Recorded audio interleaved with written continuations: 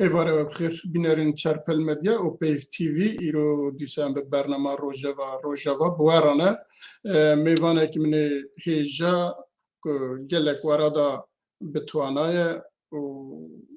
کار کریه و هر نهاجی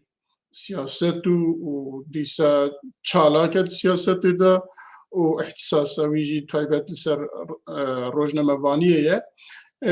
و جنزیک واجی بیارین روجاوای کردستان و سوریه هر وها بگشتی کردستان جی دشوپینه دویالی واجی بقاسه خواهد چالاکه اما به هفرا بن ایشف لی پیشیا ویدا که از او بکم ویدیو که می سرنویسه هیه پیشی براو حواله موی ویدیو بینوارن پاشم گازی میفانه خوشی بکن اما دست به برنامه بکن.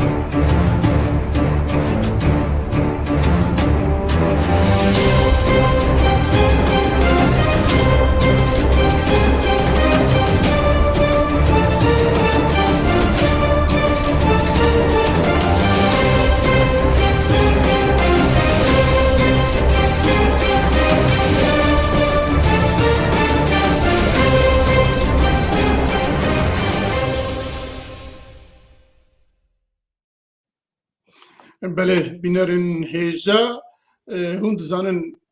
اف هفته آلا کردستانه آلا کردستانه کو ایرو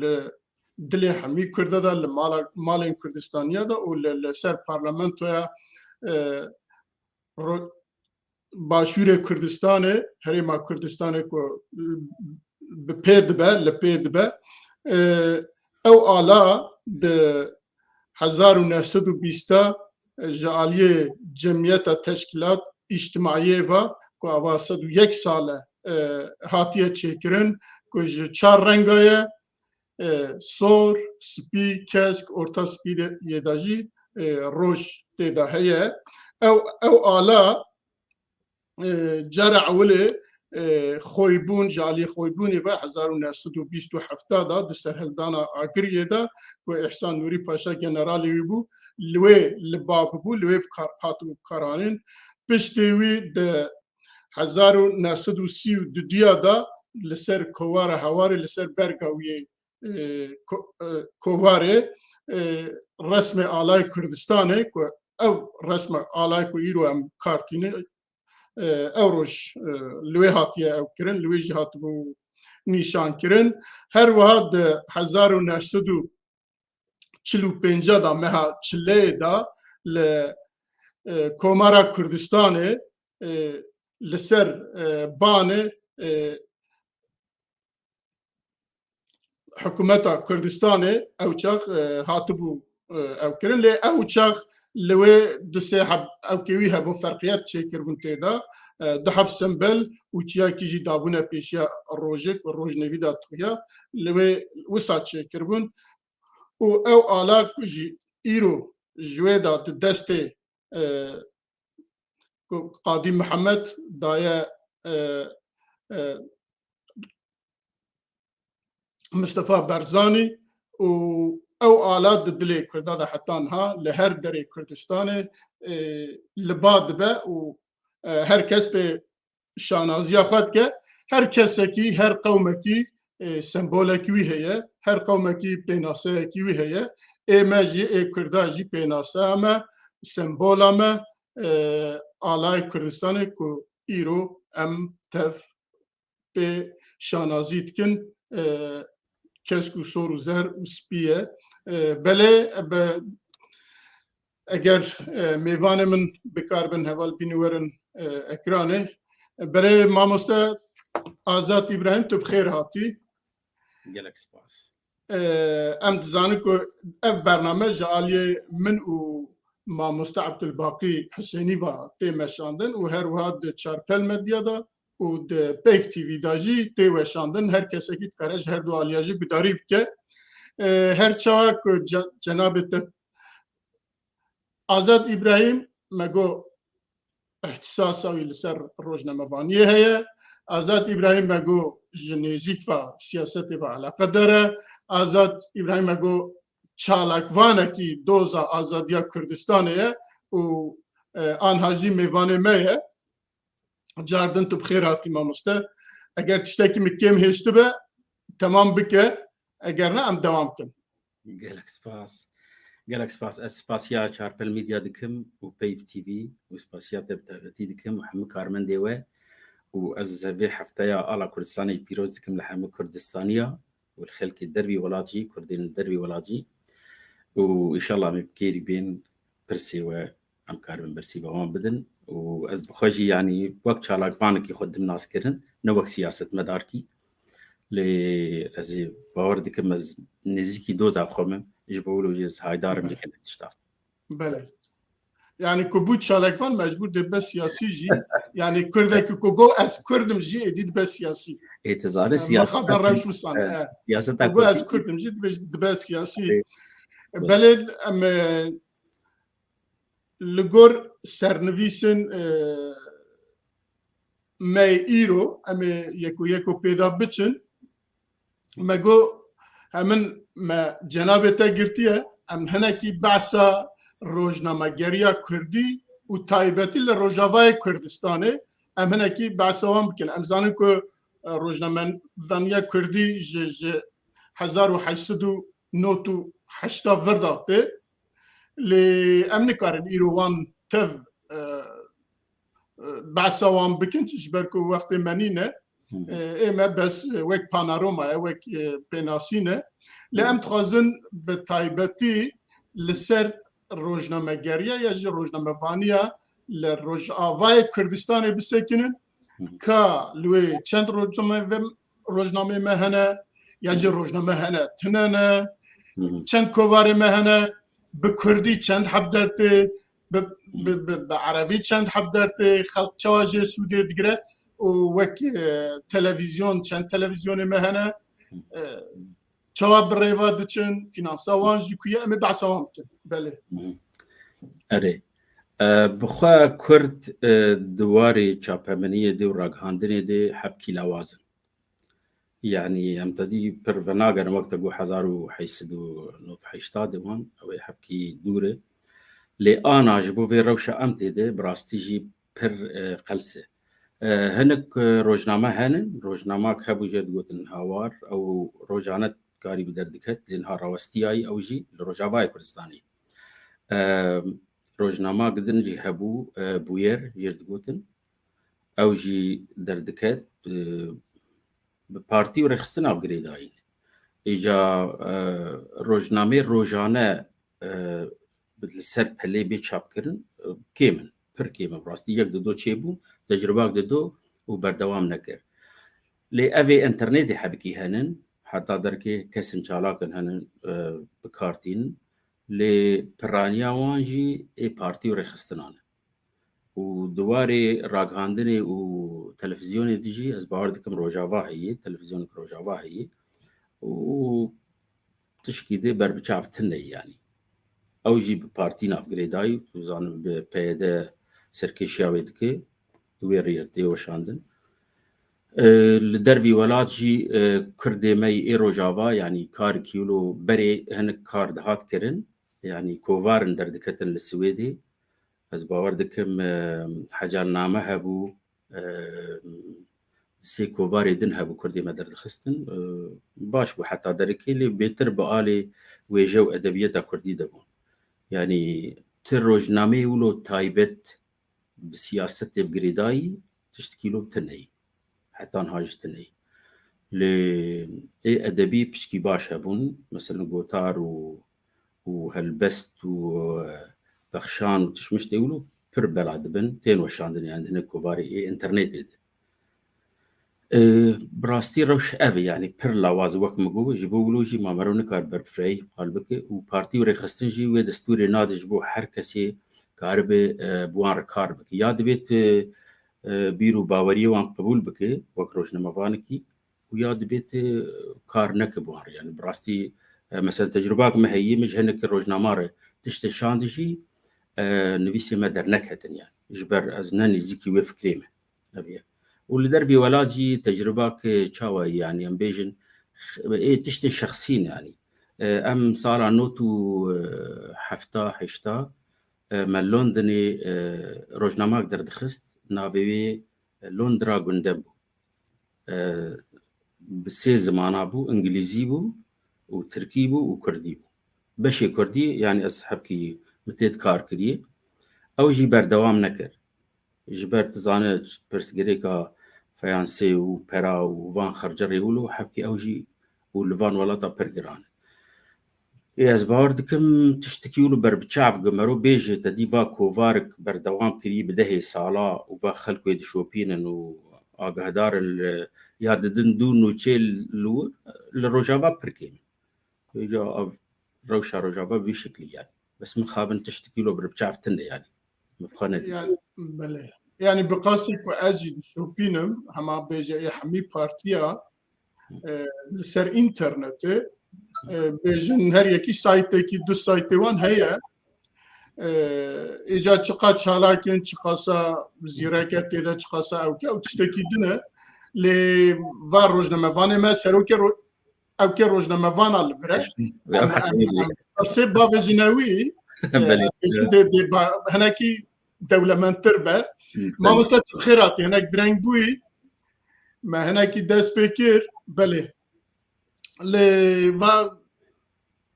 برز آزاد دویجه يعني لروجافای کردستان تشتكي وسا بردست لسر پلکا که روجنامه روجانه هما بیجه قد نبیه ای هفتنا و کوور و نزانم چه جارنا درکتنه او جي عمري وان كرت بيه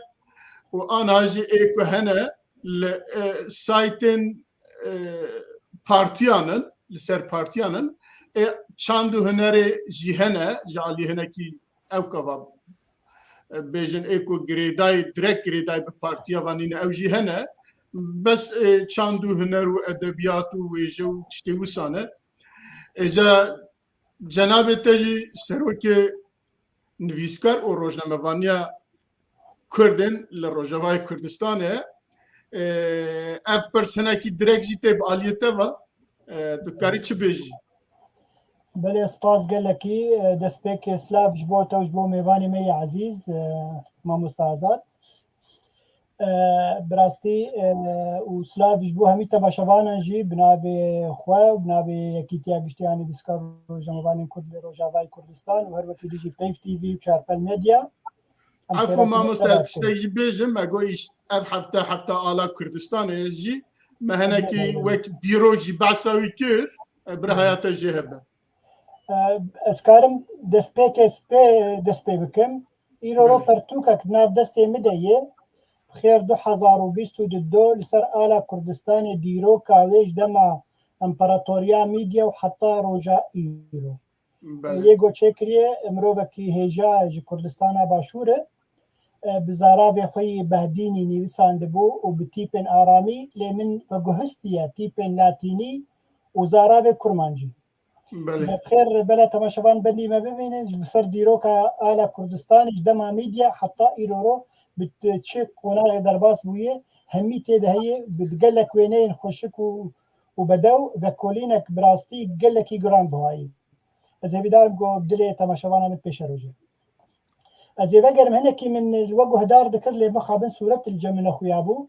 كك ازاد قلك تشتن باش وبالكيش عن هولي بيقومان مسألة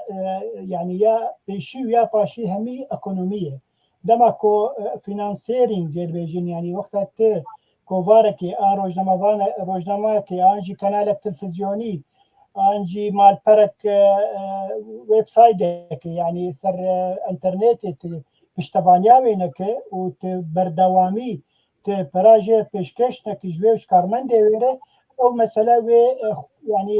لاواز بيه وقت يجي و كاتبه ودم كاتبه باش خلاص به يعني بردوام لكن ليه بله نمونين باش هنن يعني د جهانا مي روزنامه‌وانیه ده مخابن بيقومان يعني شار ولاتا خدي دبن سوريا تركيا عراق ايران هميجي ولات نا ديمقراطن حتى تشابمنيا وان يعني يرم سر تشابمنيا سوريا باخذن اجدما غورزغار بو حتى انا قال لك لاوازه هر وقت يعني امبيجن روزنامه‌گری ان تشابمنيا نظامي رژیمی تدر فتي نادي تشابمنيا اكثر بخوا آزاد کو كاربه بي يعني هالوسط خبين زمان برنجكي آزاد حزر به يعني إجبار في هاوي أم كرجي إجابة شاخيم بارتشبون ناف حرشار ولاطا تجاري أو درفتا متشينه بقوم كاربن باش تشابمنيا خوا روزنامه‌گریک خوا أملي خودي دركبن لدي سجمه هول داند دا يعني روجاوای كردستاني براسي يعني ديروكك هي جي مثلا تشابمنيه ده ام ليفنا قرنج بر مجاره ما بب مجارك دو دريش لبل ايرو رو ام سر تشابمنيه ايرو راوستن يعني ايرو رو بكردستان روجاوا بندسته ربريا خسر ديه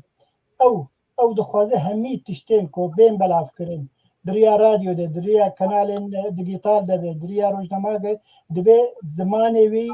و خسريه به انجي دجمنه وي يعني وقو هولدانا داوی مدید گو چاوار روزنامه‌وانیان روداوی گرتن جبر گو کاری نکاری بون آنجی دخواستن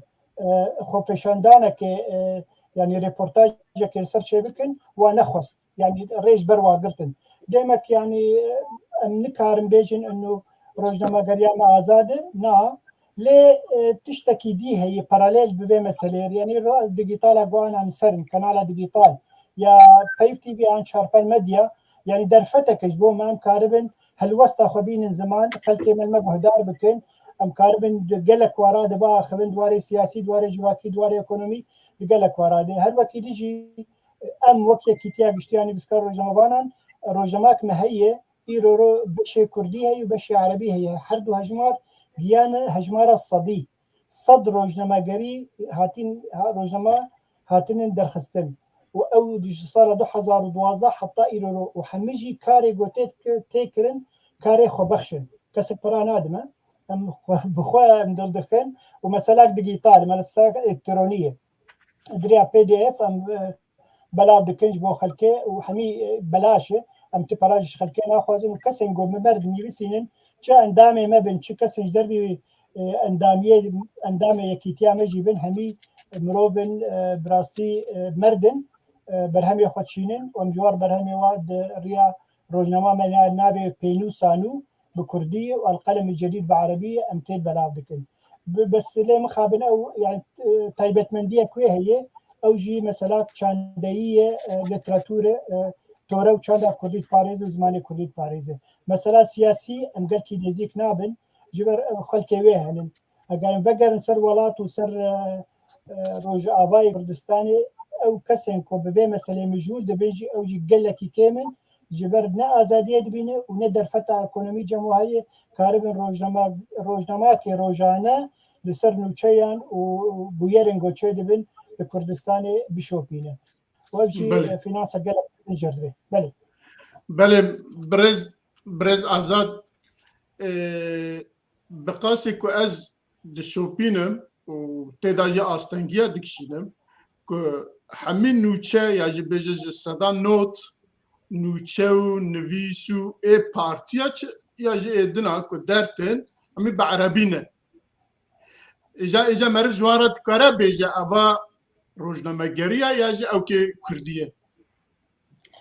والله ايه وك شخص ازنابين كرديه تشتق بعربيه يعني دي مرو حرمتي ددن بيسكارا كداوانه يعني مرو نكاري وندابكي لاز بخود ويجم مادام ام كردن ولاتي مجي كردستانه ما نديتي مثلا روزنامه عربه اي دركي دب زماني من بيصادرج بو تشتي خو بقين ما بالزماني خو خدقين ما ابجي كرد زماني وان بكارتين سد مخابن يعني مقالة روجنامه بارتي وريخستنا نكر جبر وقت ما جو وما مستقبل باقي مرة يتشيرو كده أو أنا أي بارتي أنا از بخوجي موك شخص يعني از أنا بي از دشوبين ما بينوس وقالك كوفاري بريجي قدر كتبون يعني حاجة نامة بي يعني مثلا سيشار نوفيسي ديج در كتن تشتند كوفاري ديج در كتبون لتشتيق بعربي تين نويساندن خندباني بيترنجي كردي أفجي برزقريك كمي يعني راستيام كرد ومخابن وسد مخابن جي روشنبير ونويسكاري مي كردجي دخوازن خلق نویسی وان بخوینه لناکن کارج خور قوي خلقی فير بكن فيري كردي بكن يعني مثلا فيربونا زماني كردي نولو زوره نقلك زحمت يعني خوندنو نویسندنا كردي نبر زور يعني از باوردك بحر كردك اخافتناوي و بيبي اشتغالياوي دانستدناوي بكردي براني لمرسلار نویسه و تجهشتناوي بعربي جبر پرورداوي بعربي ام بيجي وكل رجاوا مثلا خلكي بريوي بعربي دخوين درن دبستاني عربا در زاركوي عربا ايجادوي الي دبلكي راح ترجبو خلكي الرجاوا انه بعربي تيد بجيجن استخازم دبر دبلو تشتك هاد بيرا من صالح اشتي وششاده اما هف بيفينك بما مستوى اسمان صبري ذكر اف برس بخوا برساكك ميرزا اف برسا تجمكر مجي جي برسي زانت شجمر جو السبب تيه يعني كما خلق بعربي وان اسمه كما ازم يقولون هاتن اف خلق يقولون هاتن درفه وخواند وخوكر زانا وخوكر جير والزمان خوان داكر وقوتن العربي خستنا في زمان وكرديا خو خراكر وكرديا خو بيشكنات ابي يقول جا مجي مقوت دي كرديا مجي نبس بوجبو ويچاغي يبو تحرتشتي خو بگينه گونانا گوهر ببابير خو بيشتغل تشتي دخوازي دقينته كار بقينته جب كردي لتدي وقف زمان خستي كردي لبامه برقلس بويه براستيجي برقلس بويه يعني اما وقتي بري 40 سالي جور دركتم از باوردكم بري 40 سالي باشترج انا يعني وزي وك رخناك يجولو هم في وقت عويد بديمي بري دروجا مسروكي بارتي كدي فلو تشتك بقوت جرك بكردي با جرك ما مستعد باقي زمانكم تيجي زانبيتشي يعني براستيجي تشتي قوت از باوردكم هجمار جي سي و 4 بيف بون جوان سي و 4 دو كردي تنو يعني سي قوتني قكرن دوي اخافتنا خد بعربي بون لكاجة تشبكي يعني افجي دبي تزاني اجا تخازم بكوب قريد ما تخازم بكيماني انو آلية روشنبيرا دي جاي اگر روشنبيرا جي بكرانا كارج خر ولوك بريارك بستندانا بقوتان ام وك روشنبيري كرد ام نما بعربي بنفيسن يان بالتركي يان بالفارسي يان بالانجليزي يان بشي زماني مثلا امي خلكي خواه كدكي بدن 10 سالة 20 سالة حتى ام في خلكي بهيلن مجبور من بكردي بقين يعني وقت دي تشيروكا وك هنار وك هارتشتي يعني خلكي بري دريا كاسيت وقوان هاري دنجي خود قيادن حمم لتي خود يعني عارفي جزيري رح ما خودي ليبه سالي بينجي وشيستي وشليجي دريا كاسيت وقوان هاري خوغيان حمم كردا بو هنرمت كينا بنتوي نقو بعربي خوغيان ديان بالتركيا بتشكيده يجا خودي روشبيره ماجي بشكي اف خالولو بربچاف بقرتانا بقوتا اميجي بكن يعني كارك جخري انه في خلكي پرورده بکن بکردی وان مجبوری بکن بکردی نهان نویسک خوش هبه یا هلبست خوش هبه از باور دکم هر کس خواست ویجبر بکه جبو کار به يعني او خوشبو نوی ببینه ایجا مخابن يعني روشبيره ماجي كيمانيه دكن تبيتشيرو كده وجبر حتى جي بعربي بيترتي خونا از بزفرم جاردن ما مستعد الباقي بالتيبي لاتيني وبكرمانجيا ما جارة عولي للرجوفاي كردستاني كوار دركتن روجنامه دركتن ويكون نمونه هوار بتيبي لاتيني بو وبكرمانجيا مبو جوي دركت هاد بجيشتا آلية مبا إيجا روشنبيرن أوچخ وك رحمتي جگر خوينو حسنان صبريو نزانم حمي كسين كو أوچخ دنويساندن وتخواندن أو نحمي بلاتيني تخواندن كردي دنویساندن اف چت بلابو کو کتا ناف ملت کو بو کتا عربی کتا ناف زمان سیاست ما زمان روشنبری ما زمان ناف مالا ما باشه او بخوا دیسا جیان بردوام مثلا نفساندنا كردي بليتيب لاتيني البت بله ليه بلي زماني عربي وقو ما مستعزاجي قوت مسألات باراليلي يعني أمواها پروردبونن لدبستانا لزانگويا إيرو زماني روجانر زماني عربية ليه تشتك هي زبالة وهردو كاجي بكشينم بالا تماشوانا جي بكشينم دما كو بارتيين ما مساجة خب عربي بنيوسينن ما بس تاوا قوي مساجة بقينن ريجيما وي ولاتي يعني اقل سوري بدقينا ريجيما سوري اقل عراقي بدقينا ريجيما عراقي وقو كردي تركيا قال لك بلافوكي نواب زماني تركينن او تخوازن مساجة خبكين ريجيما تركيا انه دو خوازا ملتي كرد جوا اف يعني اف مساج هي ليه بلا نسر حسابه زماني كردي بعين وقت يجي كردستان روجلات الايراني بزماني فارسي قال كي نيفسين جوا مساجة خبكي النظام ليه بلي دوی دی ساز دوباره کم دوی نسر حساب زمانی کردی بزمانی کردی دوی پاراستن يعني هردم ادویجم بلا کووارن کردی جهادن بلا کووارن ولاتی گوت داگیر کردیه و هر وقت دیجی تکار مساج خب زمان انگلیزی جی بنفسینه جبو ولاتن اوروبی ولاتن روجاوا جهانه يعني جبو او كاربن درد ايشاته بخوينن وقتا تب كردي تاني بنيسينه ملتي تاني تخوينه بلكي ريجيما قوت بندستوي ده يكي سيخور بيج كاجمر كافي بلافوكي ترجمه بك او جي نحر روجوي روجان اشتبو خوازه ان ورقري من زمان عربي حتى قوت فهم بك كادا خوازه تشيه ليه بلي وقتا مساج بعربي بيكسر دقهي وقو ازاد قو دي ساجي خوندنا زمان عربي جبر بوتر دور دبونين يا بلستي خوندن إيرو مثلا أمسر فيسبوك باخذ لما قلت بوستك بزماني عربي بنيفسينه يكسر بساعات كده صد كسي ليد ندي وصد كسي رياكشن كريه بصفة تداعي ليقو أزياء كردي داتي لما جارنا ولو كومباري دخلنا وادي يعني كاتشقا جدابون هي يا كردي از داتينه مزارم خوندوان زماني كردي قالكي هندكن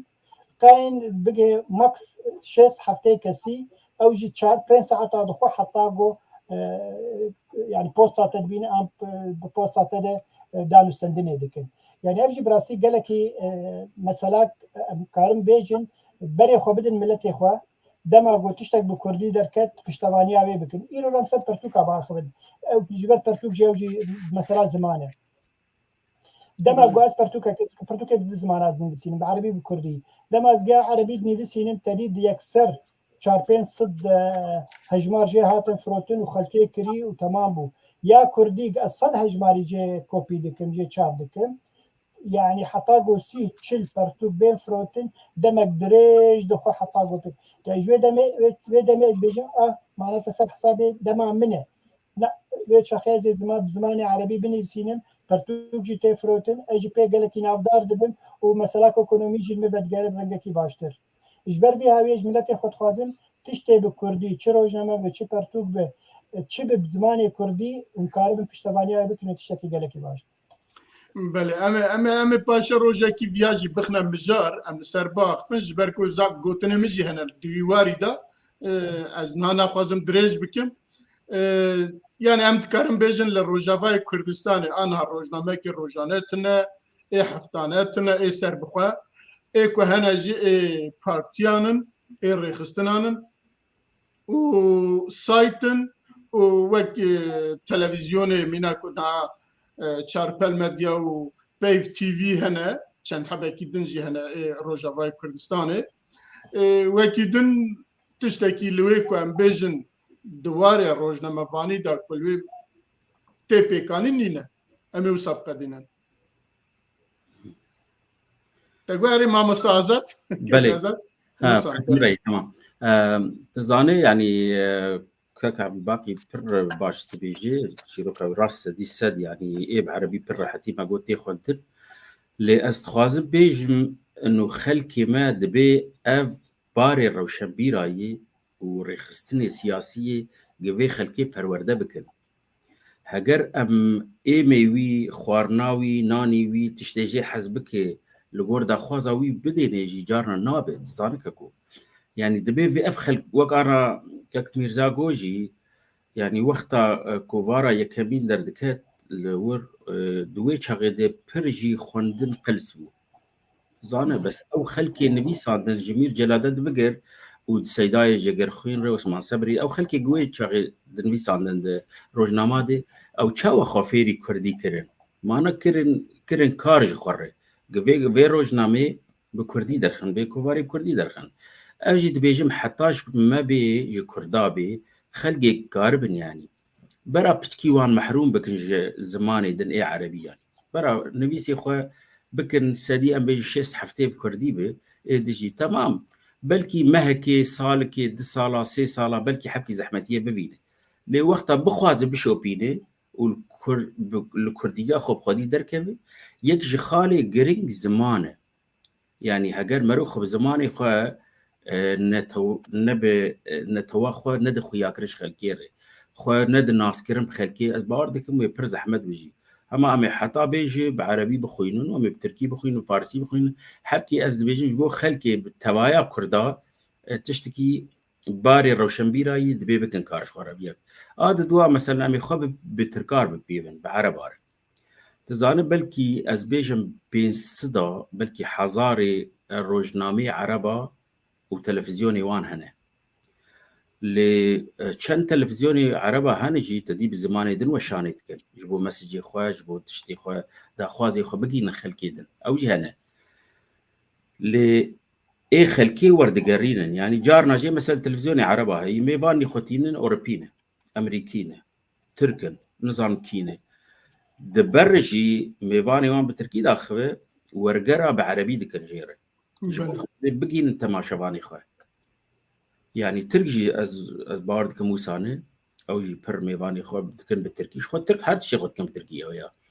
ايجاد بيجم باش كما بتكيولو كردا كاري بار بكرا كارش خوره افخل فيري كردي بكرا وي بر باجوا وبنزحمته والله نزحمته نظام كما كردا خو ترساندي انه زماني كردي خوندن ونبيسندناوي بر زحمته نو ساي يعني اجا شوپاندنا پرتوکا جی راسته حتی پرتوکی کردیتین فروتن پرقلس افیک جی ده سبب بی از دبینم يعني از خوشی دبینم يعني دبی یک لی بگره تزانه مثلا پرتوکا ما مستعب باقی هی استخوازم ببینم الچاپخانه دبی یات جوی چاپخانی بخوب خوازیات ما مستعب باقی بخوازه تزانه نولو نای بلا کرن وقت پرتوکی دن مثلا انا هنك برتوخانه هن الفيدري اللندني تايبت برتوكي عربان يعني تدرباز دبت حم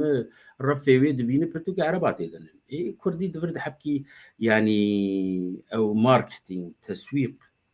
بركي من ناو كردادي او جي قدرا كردا يعني بازرگاني كردانه كرن كارش وره روشنبيري كردا خنا گياندن خلقي دولمند وبريوان هي كارم بشگريا هفدو بكن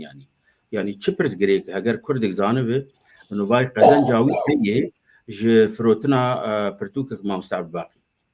ما تدي حمد بازرگانيه حرتش برن يعني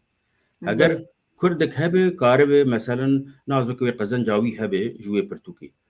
يعني برسجريكاوي شي قارب بلا بكي وقارب شين درا وقارب دولة اجي وحمد بوست اي حرتش حاضره يعني حمدش تهي ببرا حرتش تكرن اجا خوزي كردا قريبا او شي بكرانا بله نمونكي از بدم دناف او كما هي يعني سيرفيسي ماذا هي امل سر مجاركيه امل سروي باخفن لوك ابراهيم احمد وك سروكي رخصتنا كي كردستاني هاتبو سويدي لو سويدي وك وي كردي وك كردا كي ضد الناصين او درتي الوجه الروجنامه ربع عربي داخل يعني من فيديو كويديج ما مستر شانت امي ورنا ويدري مغو برا تماشافان فيا ببيسن كل السويد دروج برنا بوفتكي بمسادرها تبو كسروكا وامبو لوي ايكو پێشکەشی دکە وی وەک سەرۆکێکی کورد پێشکەش دکە و divê bi nav jî dike lê ew aynê دوی rojnamegerî da bi erebî daxivin. بس تشكي دجي كونفرنس جاركي شي بو للبناني از باور دكم بريز او جلال بو ومام جلال بو خود الجرازي ورقر هبو حتى دهشت وان بقين هبدو يعني ترجمان جوان رج عربي دكر تركي يجي تركيش دكر عربي تزاني يجي هاجر سركرداي كردا دوي آستي دبن وروشنبيري كردا جي فقيرة او جي قدر اوان بزماني سردستا پرتوک و روزنامه خود چاپ دکن و بلا دکن ایجا گناه کرد کی وقت میچبه یزی جا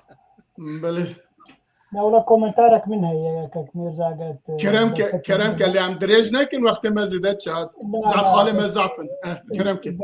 سلافوريج بو همي كسي تماشبان قال لك تشتن خوشي بنفسينا مي باش الوا بقرن كت معين وكش كفات محمد دوسن عزيزن مثلا وقوم قوت شاوا روجنامه ما بنفساندن بعربي ام دقينن ما مساجا خود دقينن ريجيمي وكي دجي قال لك سركرد كردا هنن خوازم بعربي با خبر خاصن كردي روجاوا او دبيجن افز ويتشاخي ديسا مساجا خود دقينن كسي قو ام دخوازم مساج بقي وقت ام بكردي با خبن كرتني ما قهدار بكن يكا كازا تشكي بالكيش قوت يعني مثلا ورقراندن ايرو قال لك بويه انترناشونال وتمشكلة زمان نمايه يعني بري دروجا خلاتا نو بليا اشتيه الفردان روجنامه‌وانكي روسي يا روسي نزانه بانجليزي بروسيا خو خوان ديجي اكثر ترجمه كرن همي بزمانه انجليزي هم زمانه نرويجي وخلاص ده بمساله يعني نك اصلا تشخر نك اصلا سركرده كرد وقت تهر كونفرنس كي تهر ولاته كي تهر مساله دبلوماسي بزمانه خو باخف وبلا ترجمانه كي بين بزمانه مثلا كردي وانجليزي بزانب وخلاص يعني مساله ليه مخابن نظام جو جيت خوازن يعني با اسكارم بعربي با اخذن واسكارم مساج اخو يكسر بجينم اللي كسلهم بري اللي ما مستعفى انا كل علي وبتني وصلنا لباكوري كردستان هجوي خرابتره يعني مرت كره زياده با فالسروي هم لسر خو وقت بسيكولوجي خو كم دبينه كو كردي داخل خو كم دبينه يعني هم دترسن هم خو كم دبينه هم نزانم خو دبيجن نزانم از خو بوي زمان ادي باش افادات كم نزان تشكم ور حاصل او كي زعفن ام روجتي بس جبوي غازي دو حب زمان زانا السروي لي كولين كنا غازي وان بكن ام بوارا باخن فيها جبركو او كيك مجاركي فريا ومجاركي براستي برينكي كورة نابلاشي مخابن كسمه لروجاوای کردستان لباکوری کردستان و او که جاویتیا روجلات کردستان جهدی هدی او جیوا خواهین فارسی بکن حتی دمی های داوی وسانه بو او جنا زیاده بیه اما باش السروی مجارکی چه بکن اما السروی باخفن و از دویجم اگه گوتنی ویدنی تنبه از درباز مجارمه دودیا ببن فرمو بله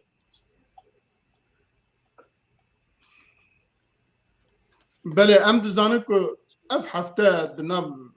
او که دنیا دا هفته مافی مروفا بو و مافی مروفا البته پیوکی فریه ماف بخواد پیوکی زیده فریه معرفت کرده بر روجال سروی تعریفا بکه و شیروفا بکه و نظام چیه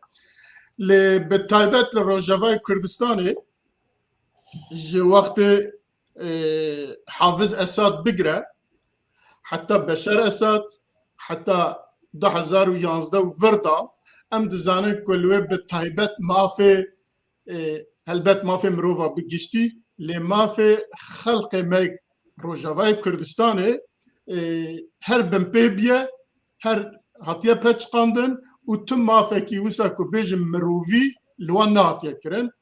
حتى 2011 وصابو جالي حافظ اسد بشار اسد و تشتي 2011 اجا تشتي بيجن دوبلت هاتيا ميدان تشيدبه هم كولانا دنام مالادا للبرزاروكا هما بيجا حميد جيا حميد آواي جياني دا ما في مروفا هاتيا بمبيكرين ما مستعزات شاد كاري تعريف كيف تشتي والله ما في الرجلات كشي تني وحتى دركي مرو كاربي جل أوروبا جيبن بيدبه زانه قلت لك بر قلوي بر بلوخ بر خياي ما في مروفا لأن حقيل حر دري تيكرن نها أو خلكانات شقيس كار ما في خباريزن جار نجيب مروف جيجري داي نها ريجيم يان دجمن يان سردست يا خلكي أم ناف لوان دكن إيج أم ولاتي ما داقر كرنه ولاتي ما جمستن دنم بيجن أو أنا كاري خدكن أو أنا تشيلو كوان نب ما في مفقري داي لأم جانا جي أم بر يعني تشنا دخوازن ولو أم جي دخوازن خواتي خنوي آستا قد دي تشتي دي برتوكو روجنا ما تيدي مثال ما في مروفا جبو كردا أم 7 سالي داوي ورم بشوبين بري سوريا تشي ببه يعني هين وقتا سوريا فرنسا حكم داري ليكري وحتى ما فرنسا نا دولتك ديمقراطية نا دولتك رجاوائية شما كاري وما في وان خلكي لسوريا حمي بديانا وإيه كردانا دديد يعني بلكي بچند جارا بالروسيبية كردان رونشتن فرنسي وكردا جوان دخوست يعني دقوت ما في مجي هي اللي ولاتي أم بجي لي أو ما في بن بيك دكرن أو فرنسيا بخواه بشتي دولة شيبو وحكم داري السورية يعني كارم بيجن أما مشيست السيادة وقتها بحث هاتي سر حكم إجاوي شاقي كرد نمان نافي كردي نما في مروفا نما في كرد برودي تشتك نهشتن يعني تبي دبيجن هنك بلقايا هي دبيجي وزارة آرق هاندني يا سوريا سباسيا جلادت بدرخان كريه د قوتارك خوده د نویس خوده جبوك ويشا غيرونا هي در تخست بري هي سوريا فرنسا با تزانه نها الشيستو سياو فرده تشتك بما في كردا ند دستوري دي ند ناف خلكيد يعني دفج دستوري جبرت حكومتي برت دناف خلكيد ما في كردانا يقبل كرن إجا يعني أو خلكي أموار دجين برزقري كوان وما في مروفا برزحمته تزانه أو أنا جباش جي خلفياكي هاتنه تزانه دبيجي أم خدي في ولاتينه أف خلكي الفرقشتك ما في وان تنيي أم خدي مافن وأم تشاوا جوان الريب دينن وتقرس سلوي ما في مش ومخابن مثلا بيجن كردي مي شامي هبونا وان هنك جيد 6 صالة هنك جيد 6 صالة تزاني هجر خوك سوري كي بدل خويا كرن بلكي حتى دركي يعني بيقبول كرن وكهم ولاتي كي سوري ليك هما برب كرديتيف شو وخدا ناس كرن او كردي او مفتيك در تزاني يعني انا بشتي وان چند سالي داويد هنك هنرمند سوري إد التلفزيون عربات كار دكرن السينما سوريا كار دكرن نها بشتي هفقي سال 6 سالي و4 سالي كار كرنه دراغ هاندنا سوريا دي التلفزيون السوريا دي وتشابا من سوريا وناف خلكي دي تين ناس كرن يعني هنك كس هنن تشكيجا لكي سوري بيج فلان كس كي زان بيج كاريت كي يعني تناس كي نهل خم كرتين دبيجن ام كردن تزانه لما وقتا كرديتياوي جبو ما في خود تكاري نكه وما في خود نخوازي وايه خلكي خود نخوازي از باور دكم تيروكا ما في حبكي برفره بس ما في عربة جتنا هاككو از ندبيجم يعني ايه كرداولوي ناي عربة هي ناي كردا هي نحركة شنة تويقلوي وغان ولا تادجي ما في وان بمبيك دبي تشتك تاني هي مرو كاربقي او ما في مرو بخوازي وقتا مرو بوان بيقريدان وقتا مرو كارب في داك الوان بك نها كيجان كردي خودك بعسي ونزيك الرجيمي كارب برلماني ونمونه هنا يعني مثلا كردك هي قالك نزيك الرجيمي بو وبسني الرجيمي دا وجن كردي هي او جكاري سياسي دكو ودر قبل التلفزيون السوري وعربا وحركه سي ودبيجاس كردم وزما في كردات خوازم قالك تشتهن يعني وقت تدوان ريار بي بلكي تهنك وقت ما في شخصي بجيبين اللي أسبارناكم ما في كردا ودم كرد جي نايدان جبر كردجي براستي ناخوازن يعني تزاني شما ناخوازن جبر كرد خو كرد نادن خويا كرن خو هم وك ولاتيه سوريا مخابن يعني ازانم بي يعني دبيجن بارتيني كردين ام ريخستن كردين بس خود بين بشك سوريا وش هم لاتيه سوريا وقتوي ما في توازن شو دولة جيز بورناكم تشكي بو عنده بله ما مستعد باقي يعني برز آزاد بگشتی بگلمپری بحثا ما فکر کو گو لگور هنا کا ماف دگوهره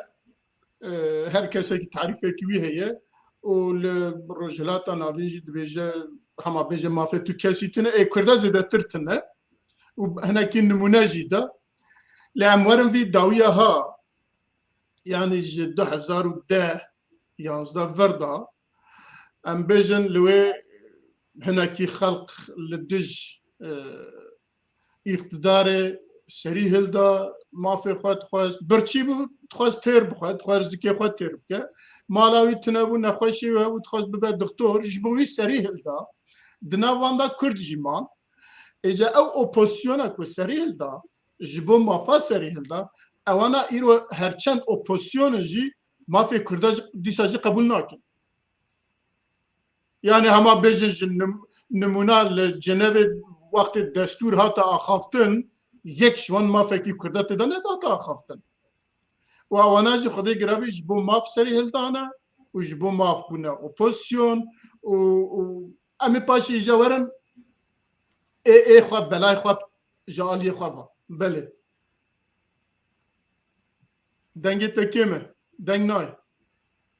دنگ گرتبو ببورين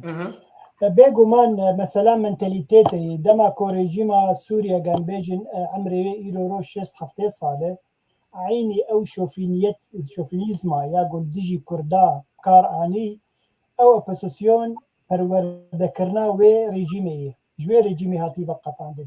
او نكار زو بزو و ذهنيتا خو و منتاليتيتا خو بغره لديجي كسي جدا جي يعني تشكر بك حتى نتوق دبي او نكاروي قبول بك او وقف كازات قلت او دبين سوريا همية واتني يا عربا يا بعسية كسي قلت خلي بحمد بنابرن حقي واتني ما في واتني دبي كولبن نولات وطن داش دبي كولبن كازات اشتغل تعدل عرباتي بيجو مان إيرو يعني ما في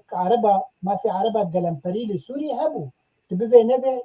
يعني درجية كان بيجي مثلا 7% وهي هبو سيه تنبو يما 0 نل وقول بيجي تشتك متنبو يعني ناش حقي ما كرد بو قنافي خد نافي كردي بيجي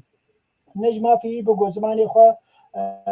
باخبه نج حقي بقو بقى درجاك جو وظيفتك باش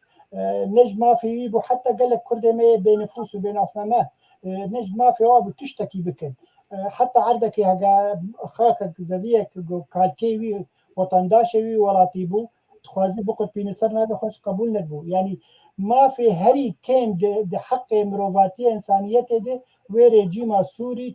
دما حافظ الاسد دما بشار الاسد ديجي كردا يبري واجي دما بعد ناصرياجي قال لك اسطنجي وتعدايل الكردا ذكرن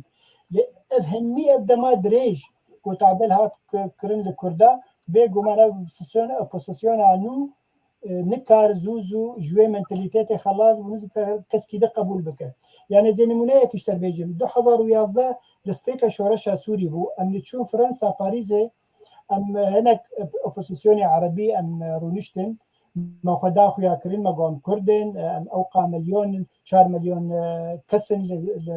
لرجاواي كردستان ما في مي زماني مي دوابه ما في مي حتى برلمانك تايبت بالمذهبه وقنا توكي دكتورك بروفيسورك امريكا هاتبو او جدنا مدبو عربو دقو ازباقو تنا قبول ناكم قط او دبو دمك وي دريج لامريكا يا مجرقو ما نكتو او قاصات لامريكا تنعلم ديمقراطيته او قاصات تنزانقو ما في مروفا هي او قاصات نزان ما في نتوا حقي نتوا شهر نسوي هي يعني تتنا معقوله قلت ايرو دفيدا ما هاد 2011 بي منتاليتيت هات تفكره ايرو از نعرب از كردم من توا قدم ليه هندري روجافاي كردستان يجو بشكه ان بيجن سوري انا لبلديس او بشي جو بتي هندي سوري ام دبيجن هندري خد وكر ان بيوم داغي كاكري ولاتي ما برشكريه في زانت بين زانه ابدا قبونا كم باغوتنا هون هنا كردن ما كورن هنا تنن عيني وك بيجن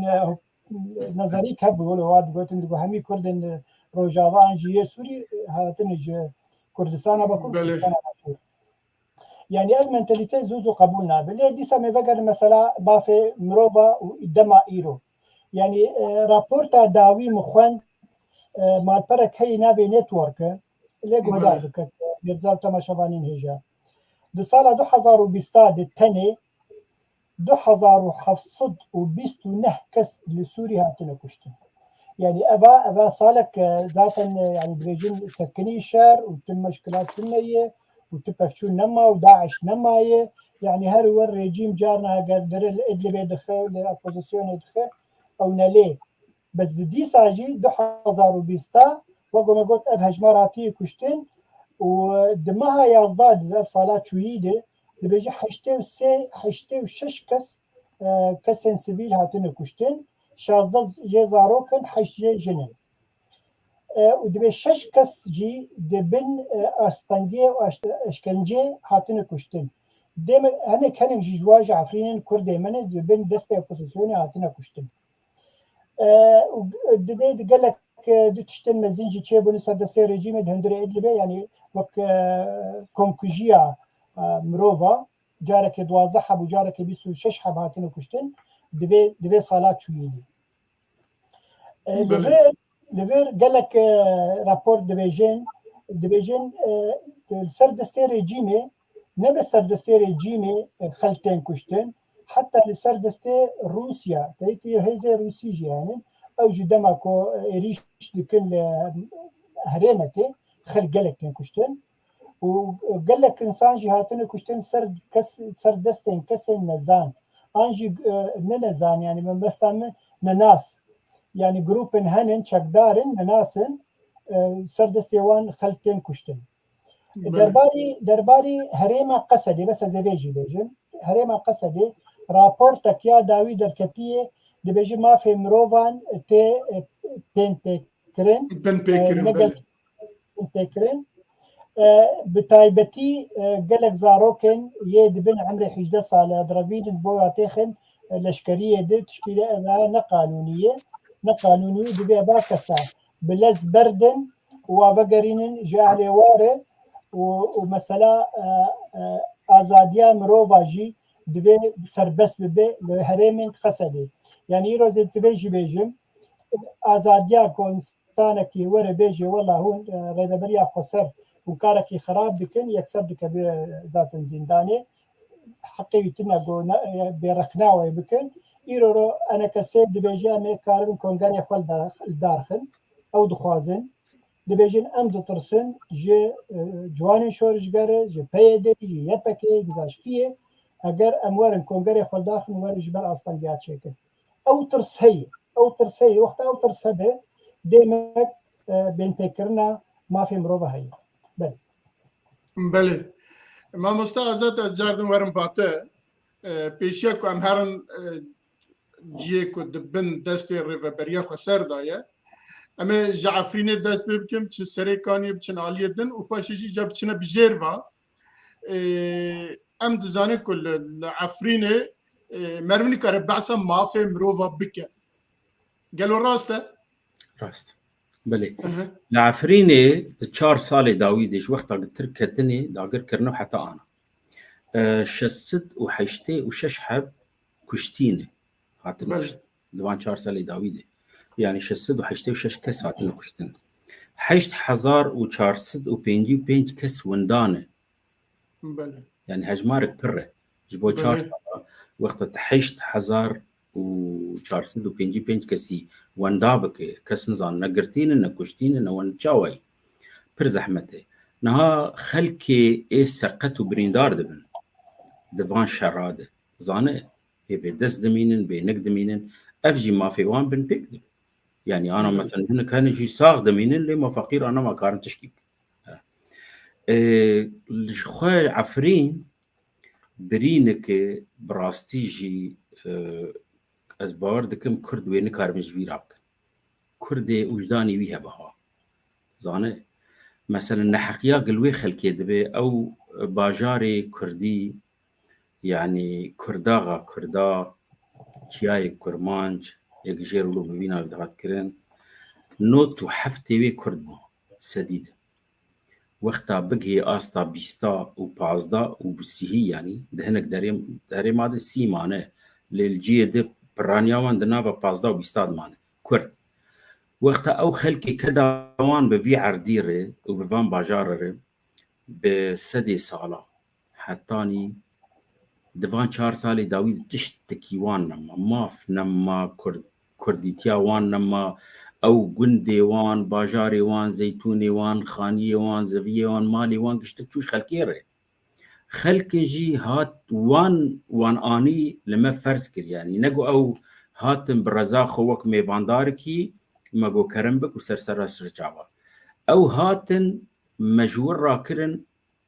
وما في مقشتكش مستندن او تيدمان باور بك كينا وي خلقي هاتنه العفرين نهادجين بقاندر بهيرس إيريشي كردادكن از باور ناكم ريجيم وصادكه از نفسني الرجيم نادم تجربة ما برجيم برنا خوشه رجيم حفتي صالي يعني تشتي بمكرية دبي أمش بيرا نكن بيها اللي بقاندر اف خلقي انا قد باجاري كردادنه تعفرين دو دردورا وي قنديدن نحقيا قد كن قط وانا ما قبولنا كن بدا اليوم يك جيت خوازن تركا راضي بكن يعني اردوغان بخو راضي بكن انه ام كارن ديموغرافيا بهريمه بقارن ياد دواجي هنجي كينا وان بكرداري وهنجي كسش خو بيف قبولنا كن جو خرجي ولونا يعني نبس بكردار باور بس تشكي بيجم يعني حلبي وشامي يا حلبي وادلبي جي كم كيلومتر تاواندنا ناس كير يدي سردو قبولنا كن افتشتك جمنتلتي عرباي واوي خلكي قل وردجي هفتو قبول ناكن شيروك دو دريجه لإيشا كردا يعني مرو نكار وصف بدي نبرتو كتير كيني نفليم نس سينما جيروك يقولوا خلاص ناوي بس جبر كرد بخدينه كس نكار إيشا وي خلكي بقهينه جين ناف نتوي بقين دولتين خلكي دعاء ديمقراطية كان ياد بيجن ما في إنسان هاي بيجي الويدري جيروك تنهي بكردا إجا نبس العفريني إجا تور سري كانيه يعني تشتشتي بكرداف قريداي تكذبن يعني هجر كاربن بلكي الشبيجم يعني كردي قش ايه بخو اصلي خو سري كان يعني شنو باجار نديجي هجر هير سوان هبه وكارب خو بقي نوي خلكي از باردكم بوي كيني كارن زرار الوان بكن باجار دي سوريا ديجي بينو حتى شاستي بله اب مشتركوا بهجماري وندا بونو هاتن كشتن ابانا يعني اخر ما مستتو باستكي باسا منتاليتا خلق وي دري تمام ام تزانكم منتاليتا وسنه بوي كولتوري بوي چاندي جج صفر اخو مازم بیا حتى اوچ بوي دوان شرطا دوان هشمندی ادم مازم بیا وانا وسانه ev raporê hay ku hatine nivîsandin ji aliyê dezge saziyên mafê mirova xwedê giravî welatên demokrat hatiye nivîsandin û ew welatên ku em nihat bêjin mafê mirova nav neynûk da nav qewz da bêjin li ba wana zêde ye û ewana hemî wan tişta dibînin û ji me re jî rapor dikin û دولتي وان لوينه ودولتي وان جي تشتكي نابجي منا كوشا قد تشتكي نبيه بيجي تشتكي تنا ما في مروفا دزغاكي سيفيلا نويسان ديال لي وسانا اجا معرف جوان دولة راتش بيجي نمشتركو سد مخابن يعني او دولة جي تيروكا ماف وبرجواندي برتشكي جداي زانه لي ويدكن ددن بروي خوياني مجبور بيجن لي حرتش تزانه برجواندي فان دولتي مزن رهاتي جريدا ابوري از بيجن مثلا تجرباك مجار كي هبو امتشون وزارتها درفيا بريطانيا جيجري وزير هاتب ويدري قلت كا كردي روجافال برهي امجي 4 5 كسمو راستي هات بمرنشت قلت كاكو هيفيا خب ما قري ندن اما قزن جامع برجواندية ولاتي مي ام جبو تشافيشين وتشافي رش كار ناكن جبو فانتشتا ناكن ونحزدكن هر خبرو صافي قريدن لي اما حتى انا تشتيق ام كارمن جو كردا قزن بكن ام دريا شامير دقرن هون هجمارا وي ولو جمارقو يعني قو هجمارا دقيت 2 مليون كس لي ام نكارم 20 مليون كس عاجز بكن وشخورنا رازي بكن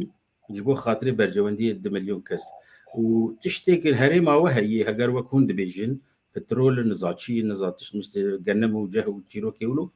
قو اموانا حمي كارن دريا رجيم يربينن هجر ام بخوازن برجواندية مولو تيخوستن يعني إجا إما وقتا خلق يعني برجواندية خمر نبينن از بارناكم كاربن ما في مجب باريس لأز نموناكي بيجم مثلا تيمورة آروشلات هبو سروكيوي هنانا قسماو بجرد قوتن هبيبين جاركي مديد بير كرن دقوت ما باور ندكر روكي رجان بفن دولت مدا خوازيا ما دولت بون بو لما باور نذكر قد في الزبونة دي ما بكن دولت وقتا برجواندية روجافاي أمريكا بوان بهاد قريدان كرن أبيك ياد دوا أريتريا شر أثيوبيا يذكر 6 سالي شر كرنه بهف دور خواس وبي خواس بون دولت سوداني أفايقش بمارف قريداي ما مستمر بله أري أفايا سوداني مثلا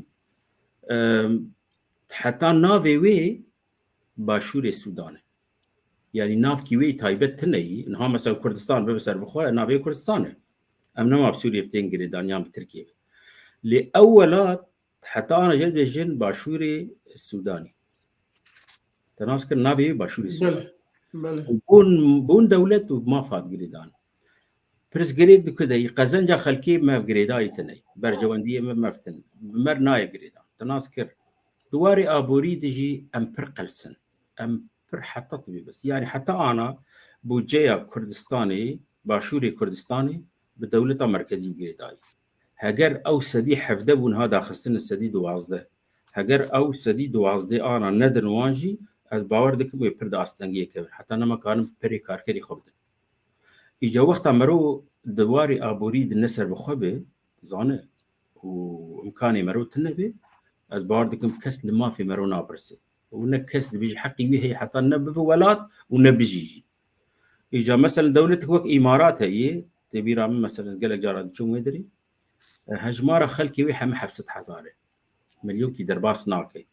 ل 4 مليون انسان ليدجي تزاني بله يعني حم الشركه يمزن اي دنياي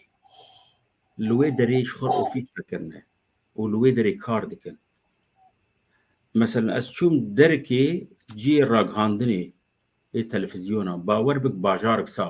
باجارك صاغة حمد تلفزيون لوي دارينه تزاني يعني وقت تبي CNN وفي ساوي لوري وقت تبي BBC لوي داري وقت فوكس نيوز لوي داري وقت افروج نما تلفزيوني جران حمل لوي داري كاردكن اما كردا كامي شب خلقي در حتام بكن امبان هنرمندكي دكن عرب وبيج مرشان كلاما بيجيش بو خاطري هنك بربدني يعني اويا ويتشج مربكي كاوي تشلو ما في مت كرد بباريس وي والله كيف مش كردارتي براستيجي قالك هي جمر لازم حتى بجيموي استا جم كاربن لوبي كي تشيكن وخلكي فان دولتي جرام خف جريدن دواري ابوريدي نمونا داوي خازم بيش مثلا تشكسي جتدي دركتن تقاعدي يعني ريتاير لامريكا والبريطانيا افخل كانا مثلا شركه يوان هن اي انشورنسين اي قالك تشتانه اباني تقاعد بن انما تشتكي يوان بدوله يبقريداي يعني انما كانت برياري بانتظار يكي بو حيشتي صالي شركتك بيها هي ابانا قالك خنزيكي كردادك أبي إنما خديه برياني نها بله وقت جي حكمدارية دبون كرد نديدن لي بشتي جاب تقاعد بني كان ناف هنا يعني إيه قلت لي الكردستان أنا كارد كين والويدري دمينين وجادرن ريبري كرداد بينين وتيروك ميروك يقولوا حمي برجواندي خوان دمشين جاب تيروكا ما في كردا حكي ويز أحمد بس نقطة كتني خازم بيجم لسر روج افاجي مثلا هريما قد بن حكم داريا بيدي بله اداره ذاتي از باورد كم ايجاش خو ايش لوري زانه يعني نها الرجيم وقتا ما دقرت ونحقيل ما دقر وتعدل ما دقر وما في مدخار وشغي ما دقو تدي دجمن نيار سردست حكم داري ما حمنا بليتك بس وقتا كردك وبي حكم لتبكي واشترد بيجياتي وكم به يا ما في تتنه هاتبرد مرو برديشه يجي السد مخابن براستي قال لك روجنا مواني كردا هاتن قرتن وقال لك خلكي كردا اي قلت دينا القران فكريني او يجي حبكي ما في وان بن بيك بوي يجا بهيفيا باش بحبكي بله ایرو دقت داویه من چکی خوان کچکک ناوی روحایه 13 سالیه دیای باوی برنا لشکریه دیای باوی وجه الا زارم کچما بینوره بدمه و اوانا برنا يعني فرق بله ما مستعد باقي از پیشی تشتک بيجن دنماركا چند ساله های داویه همه زبله خواه حشاش و چوب و نظام چه تشتک کیمیوی برای هوای و طیاره برنه لسوریه بلغ کرنه آفتنا وان درا وقتی که مرد بیجه دانمارکا جی کد بیجن لدنیا ولات بیجه هما درجه یکم هری رفاها هری دموکرات مافی مرووالیتی پاراستن نظام چیه لدکاره جوور بگره زبلی خو بارل و برجه پشت 10 سالی اجا حکومت دانمارکا هر کس به حسیه ایرو محکموی هبو اجا جزای پرله برینه و نظام چلی دبرن فلانو بیوان لیجستری و حتی نه امریکا وی کاری کرنه برنه همی تشتی خواه ریتنه وی داره و باشه پشت 10 سالی نهرنه که هر کس پیت حسد پیشیوان گرتنه دویجن بسامای وی جزا بکن برا خل جمرات تشتی خراب نبیشه اول دولت اکی مینا دانمارکا که 400 سال دولت و دموکراسی ویجی که دویجن هری زیده و ما في مروفا وصاب كارتينه جبوخه وك ما مستا آزاد قوت إجا إما أم للخلق عالية أم يتشواب بنيرن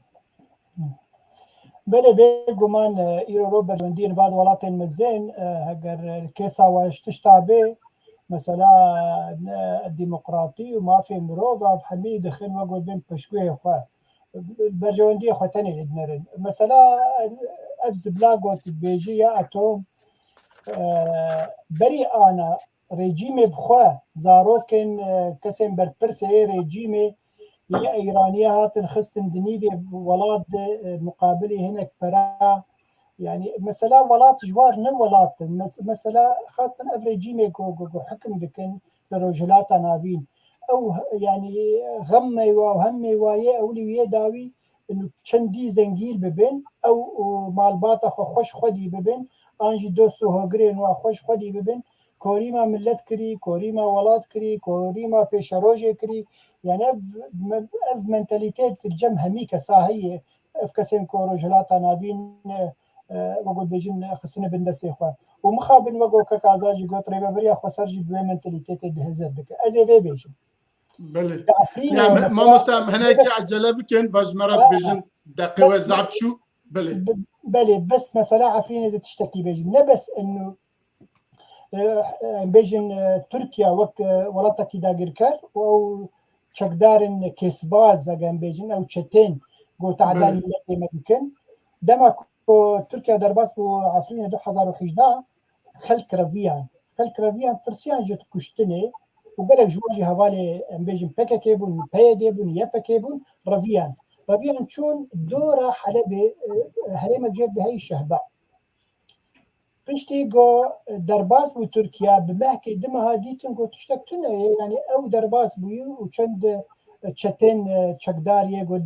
بالنابي بوزيسيون سوري درباس بونن ويشخي قالك كسنة به دور الشامي هنها تبونور خستن جو أو خلكن للشهباء فقرن عفرين أخو فقر مالي أخو خلص تركيا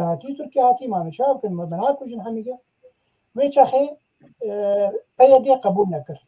قلنا هنا هرن هنا ببن زلامة تركا أم قبول ناكن هم فقرن باجاري أخو أفاد 3 سال ونقريان ويشاخي حميقة كذا بوزيسيون يجوج دور شامي برا وادان خصن عفرينه كي جي نديد كت عفرينه دي قال لك بنابرين قول تركيا بونهات انين دي خصن عفرينه اجبر فيها او ديموغرافيات غارتن هجر ويدمي بيدي بهشتانا جو خلكي عفرينه فقر يعني عفرينه براستي اوقا ديموغرافيا وين هاد غارتن يعني بكيماسي هجان بيجن نهمي نيفي وين هاد غارتن يجبر قد الظالم يعني يرو قال لك دي دوستي مهني يرو حطي يرو العفرينه بسد ما بوتشاج العفرينه بو انا جي العفرينه دشتغل دبي بابي ماني جمل بيجن دبي مدف خاكا خبر ندا وقسمك باش دفش خاكا خبر ندا يرو مصر خاكا خونن مالا خونن تعدا هي قال لك تشاندن هي ليبلي امسر خاكا خونن وخسكا خلكي من نرف يعني شعباي جي خب معنا اجا يجبر بالترسيان اجبر قال لك جواجي تكليب بيا كربون بيدي كربون بالترسيان بوقتها ترك درباس بن يزاني بن قرار زلامي بريبون يبيدي بن يتخسنا زنداني دا انجو اشكنجه بكرنا لأب مسألة تعدا نبس دولة تعدا غير كرهات كرن جواب خوشي جرى بريا خصب خوشي هات كرن كناش قوملت بقرة جي خوش برفيهاوي الديموغرافيا دغرتن بله خالا ما استسي عجيش خواب مثلا عفريني بوك بريا داگیر کرنه نفوس اما بیجه جسدی 96 کرد لوی دیجیا لی راپور های داویه که کتنه دست ما دبن آنها جسدی 15 کرد مانه لوی اوا خالکی مجاره ما بو فرمو ما باورك ما بسد ده يعني ما وي بيشيا كان بيجن بنور سراكرانه ما برسواوي دا اگر ما مستا آزاد تشتكي دبيجا للسروي زيدات كام دا بافن اگر نام داز بازي خالق ويد نبن ناس خازم بس ويسر شركة داني ماركي تشتكي بيجم بله كرم يعني بانكر هولدينج جير بيجن او شركة صاي نها وقتها او تشتي حمد شو فروت وجاند روسا بشكلي انا دبيجي ام 5 مليار جزي بدن سروكي بريفا بري شركتي بله دبيجي من اذا 14 سال جزا بدنه بله اري ما دانمارك وك حكومه ما هاي الشركه تني وقت او شركه فيرجيا خناده تدي دجيد بيت شوبين دبيجي ورقه ما مست يك كيزك خلفر بلبتينه حيوان جي هي اف سي ويك صالي مازل ولات كيما قلت دي يعني حرتش دي مزعن باور بك ها بله برنامجك اللي بالتلفزيون بي بي سي انجليزي جاب دركت دبيجي حفتي سبيج مال دركف وحفتي ايفاري فاجر مال امشتر بيجي تشوكوي يجي هاجر اف شركتها ها كاري وفتشتغل حبيب فروش الروسا وبقي بالسوري يجان هذا بي وان حكم بكن وهفق الجزيل وان ببرن وتيرك ميركي وراف حما ليسكي او خربيد لزن انا حاضر اخوها البجارتني دكن ريخستن بارتين كي بيسر حكم داريه كي بكبا وانا تشتيوانا لي او خلكي بوي درباني هاتن كشتن وكيوان وغيرين معناه هاجر جبوان به تديد بيجي محكمه نافنتوي هي ما في مروفا هي تشيرك ميروكن او خلكي زرار دي تنجفان مواد قدان الروسا جيان الروسا رياسو ناوي كيويلي برسيدي جوان بكي دفردات بيجم ماف بن بيك دري يعني افتشيروكا ماف فرمو برساتي دن تقول برسا من الدنيا امي دي جوي درباز بن روشا بنابرن كرت هما بيجي 2010 11 دست بيكر ندر كتنا درفا اي روجافا يزبع سوانتكم لقلك ولاتي اوروبا بلابونه وهنا جوان لولاتي عربا جمانه هنا جوان لباشوري كردستان مانه ولتركيا بالتايبر لتركي قلك مانه بقشتي ام تكرن از بيشي بزرم ما مستعد الباقي تكرن السر روشوان تشبيج جمرة يعني انها زفستان هات لباشور ولاطي وانا وامكان جي اوا دناف تشترادا دناف كونادا دناف او كذا في زفستاني داد منن لتركيا دو لمالكي شوتي 4 زاروك تدا شوتي نجبر كوني كره بري كهرباء بده او كي غازي بده كهرباء في خصيه تقيا وهما بيجا ببراني روشا وان درا وصخرابه ولا اوروبا جي هيجي بقشتي ما في بنابري ندانوان هر جاري سالك دريشت كند فيجن حتى ايسا للدنماركا او كوماكي باش وبزفرن بقوتن روشا شامي باش يعني وبزفرن وي وليدنري او انا بخا او كي خو وزارات خو الشامي تشيا كونسولوسا خو الشامي بنا كناش بركو روشا يخرب اذا روشا بنابرا بقشتي تشيا بێگومان کەک میرزا ینی دەما 2011 ئەو بێژن شۆرەشە سووری ناو بکەبانە چێ بوو پشت نەما شۆرەش وەگوم دەزانن 12 ملیۆن ژاس لێ 23 ملیۆنە هات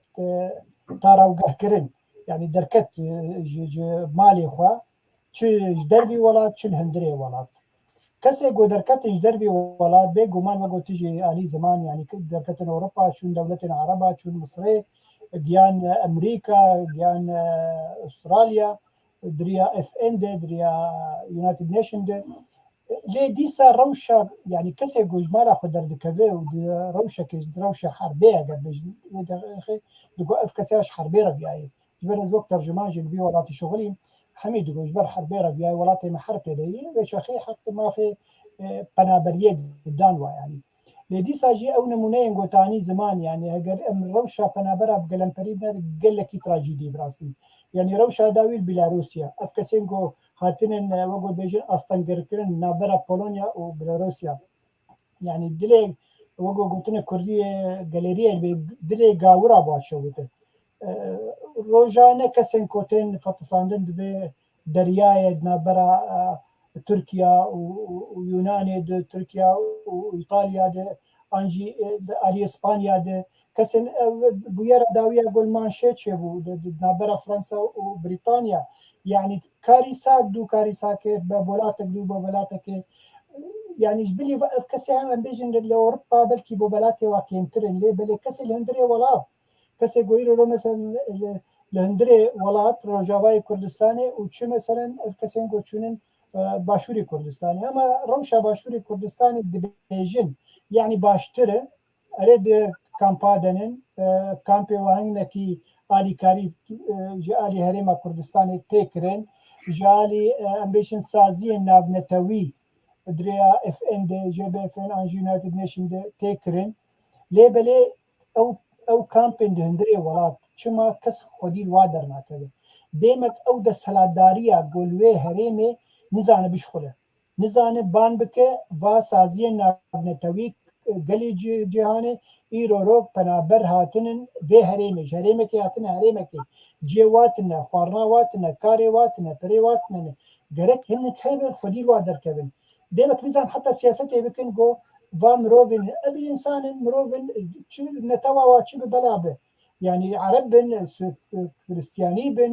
Türkman bin çi bin wexta ji herêmekê diçin herêmekê cê watineyê divê kesek xwedî wa derkevin çima ew qasî guh didin penaberên Daeş an yes û ev kampa holê û wa miqatenin û xwarinê didin wa û hirasetê bekçîbûnê ji war dikin ji ber got perez ser wa tên ji loma ew qal wa miqatenin ew kesê got got kampek hey navê serêkanî û kampek hey navê çi ye Newroz çima wa li xwedî dernakevin ji ber ew kesek li pera nadin yani tiştekî şermîn bi rastî mesela anî mafê mirovan yani mafê mirovan li vir jî rola xwedî zika eger mafê mirovan bere hemû kampok hevbin kêmanî tiştê got digihêwe diriya United Nation netewênek bûyî çi digihêwe par bikin li ser va kampa hema xelk bi wek hev xwedî bibin yani tiştekî bi rastî trajîdiyê ji bo milletê Sûrî bi gelemperî û milletê Kurd bi taybetî بله برز آزاد تشتكي تيبيجي سبي مجاري والله بنابري سوريا بتبعي زحمة يدك شيء يعني ايه السوري عربي لبناني باور بك بقاندر بلكي ديسا روشا كردال الكردستاني او كردي بنابري لباشوري كردستاني روشا باشتريش خلقي عربي لبناني زانا وشاوانا يعني او عربي سوري ايه تشون اللبناني يا ايه تشون اردني او يا يعني هما بيج وخلاص نابي او تشيروكي وان انجي زحمه يدك شيء ابي التركي شخو عم كارتين هو زاروكي وان دي يمن دي ليبيا يندر خستن واذربيجان ير ودنا زاد كويدر وان بكارتين ايه تركا مرو فهمتك حتى دركي لأن بيجن ايه كردا وقت ما مستعد باقي قوت براستي شما برا امكان هن قوي خلكي روجي سيجارة نان بواندن خوارني بخون وان بباريزن ودختور ودرمان وحبجروكي وان هن او خلكي قداعش بون قزاروكي ما تكشتن ونحقيل ما تكرن تعدل ما تكرن كرد انا وان دا باريزي بوي كفانا ما في مروفا وايه ما تدي حبسية الباما حقيوان هي بخون وبخون نزاجك مرسلا يونايتد نيشن يا نتوين يقبوي قال لك درا بخدي درد كبير الحياة دركي بس قالوا او برا دقين وي خلكي جيب حاجتك يا بي وي سي وان بي هي يا نا هذا فرتجي برسك ديكر يعني مثلا جاركي تبي رام مج هنكا برسي بوان فغريدايو تقول يعني حتاج ماتي ام دكن ام دشينن ام دقن ام نكارن بيكو يكو هرن لي ببرسن وبراب دس بديني ام ددن وي دزقها قبر برسياري لفي كامبي اوارا وقت بلاد كن او شيء دور اللي باشوري كردستاني يعني سازيا خير خوازه برزاني هي حتى در كيلوان خدي در دكبه يعني سباسيوان بيكرن وإمارات بخوجي هم تكاربي بربرسياريا مزن ودري وانجي قرتي سرخو يعني أو جالي كارية دكت ل كرد الولاتي خوجي بنابرن باور بك يعني مروك إيه بخواز كارن فينا فيلوان بك ما وقت يكي القام شلوبه ومعزو تاوي تنبه خبي قرمك وزاروكي ويت سرميده وكردكي قناني ويت تنبه هر تدي 4 ساعات بس كده نكار بدنا انا بين زاروكي خور ما بنابري شي يعني دبي مرد كونا دبي ايجا كا يعني ال تركيا شخوا وانا قتنا بيج خو بدن وكرد بدن ناس كرين ام بنابري كردن او جا تشكي واني نامي حتى كاجي نما بدس وان كبي لي وقت سوري تي ناس كرين او جي بن بيك دبي بخدي افر روشوان ندخش يدي بله عم اشكر ما تركك يا ميرزا كرمك خوش كما فاطمة محمد يوسف تشتكي سر كردستان باشور بنيفيسان دي اگر حوالي ما اما كومنتار سياج بنية اگر فاطمة بعربي نابي هاتي نيفيسان فاطمة ابلي دبيجي خلكي مي بنابل هريما كردستاني يقعد كامباد خوري دبن دبي حتى انا جي يعني روشا وك بنابر لجم نتوين يقبوي نهاتن ورقرتن دبي فورم سردانية انه هم دخوازه بوك بنابر بله دروج بر نهاجي لپیشیا او که نتوه یکبوی خو پیشاندانه کرمون ما في بنابریت خواستن گروبک جوانا بله مهویدار ان خوشکا فاطمه نویسکارک ما کرده مهویدار گفت مسئله چاره سر بده و بلسترین هریما کردستانی به مسئله چاره سر بک از ظالم يعني هنا كي جهد ده بنابرا ودوجي سر وداو سر مالباتا كي بنابر دا خفين روشا قال لك زحمت بوج لبناني هاتم طياري ادبيجم ايشي وسراس كرن وساعتها واخش بله ام دربازي خالا خوي دن اي بنجاب بن ام هنا كي زو بچن هر ما بيشي داجي وك صحبت كربو الهام احمد بوفتكي خو دركتيا لاوروبا تور دابجه و اليكاريات خوازه بشكريات خوازه جولاتن اوروبا دروج برين هال السويد بو وزيرا دروا سويد پیشوازی کردن لی کربون و ور حاصل او که خو در پریمو کو او پشکریا وان بکن لهر چوا ما باس کر د جوینه دا الهام احمد درکت به عربی خبر دا هر چند وک او که کرد هات ناسین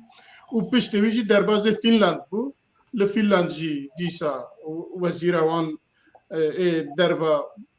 پیشوازی وان کرن و قیمتک جی دابون وان لور پرس اوه گلو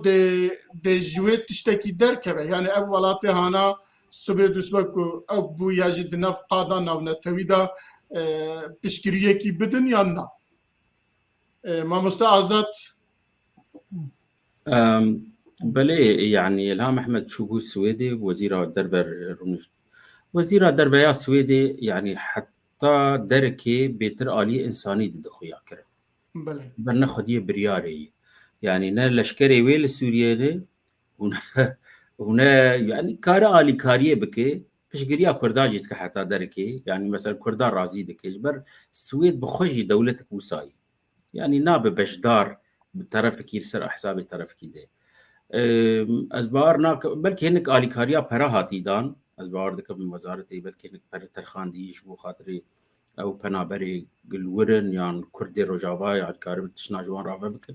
لي از مرسلا دا آستا بلند يانا بنتويدي استش تكي جي نابينم يعني از بيجب نكارن تبرياري بيبستين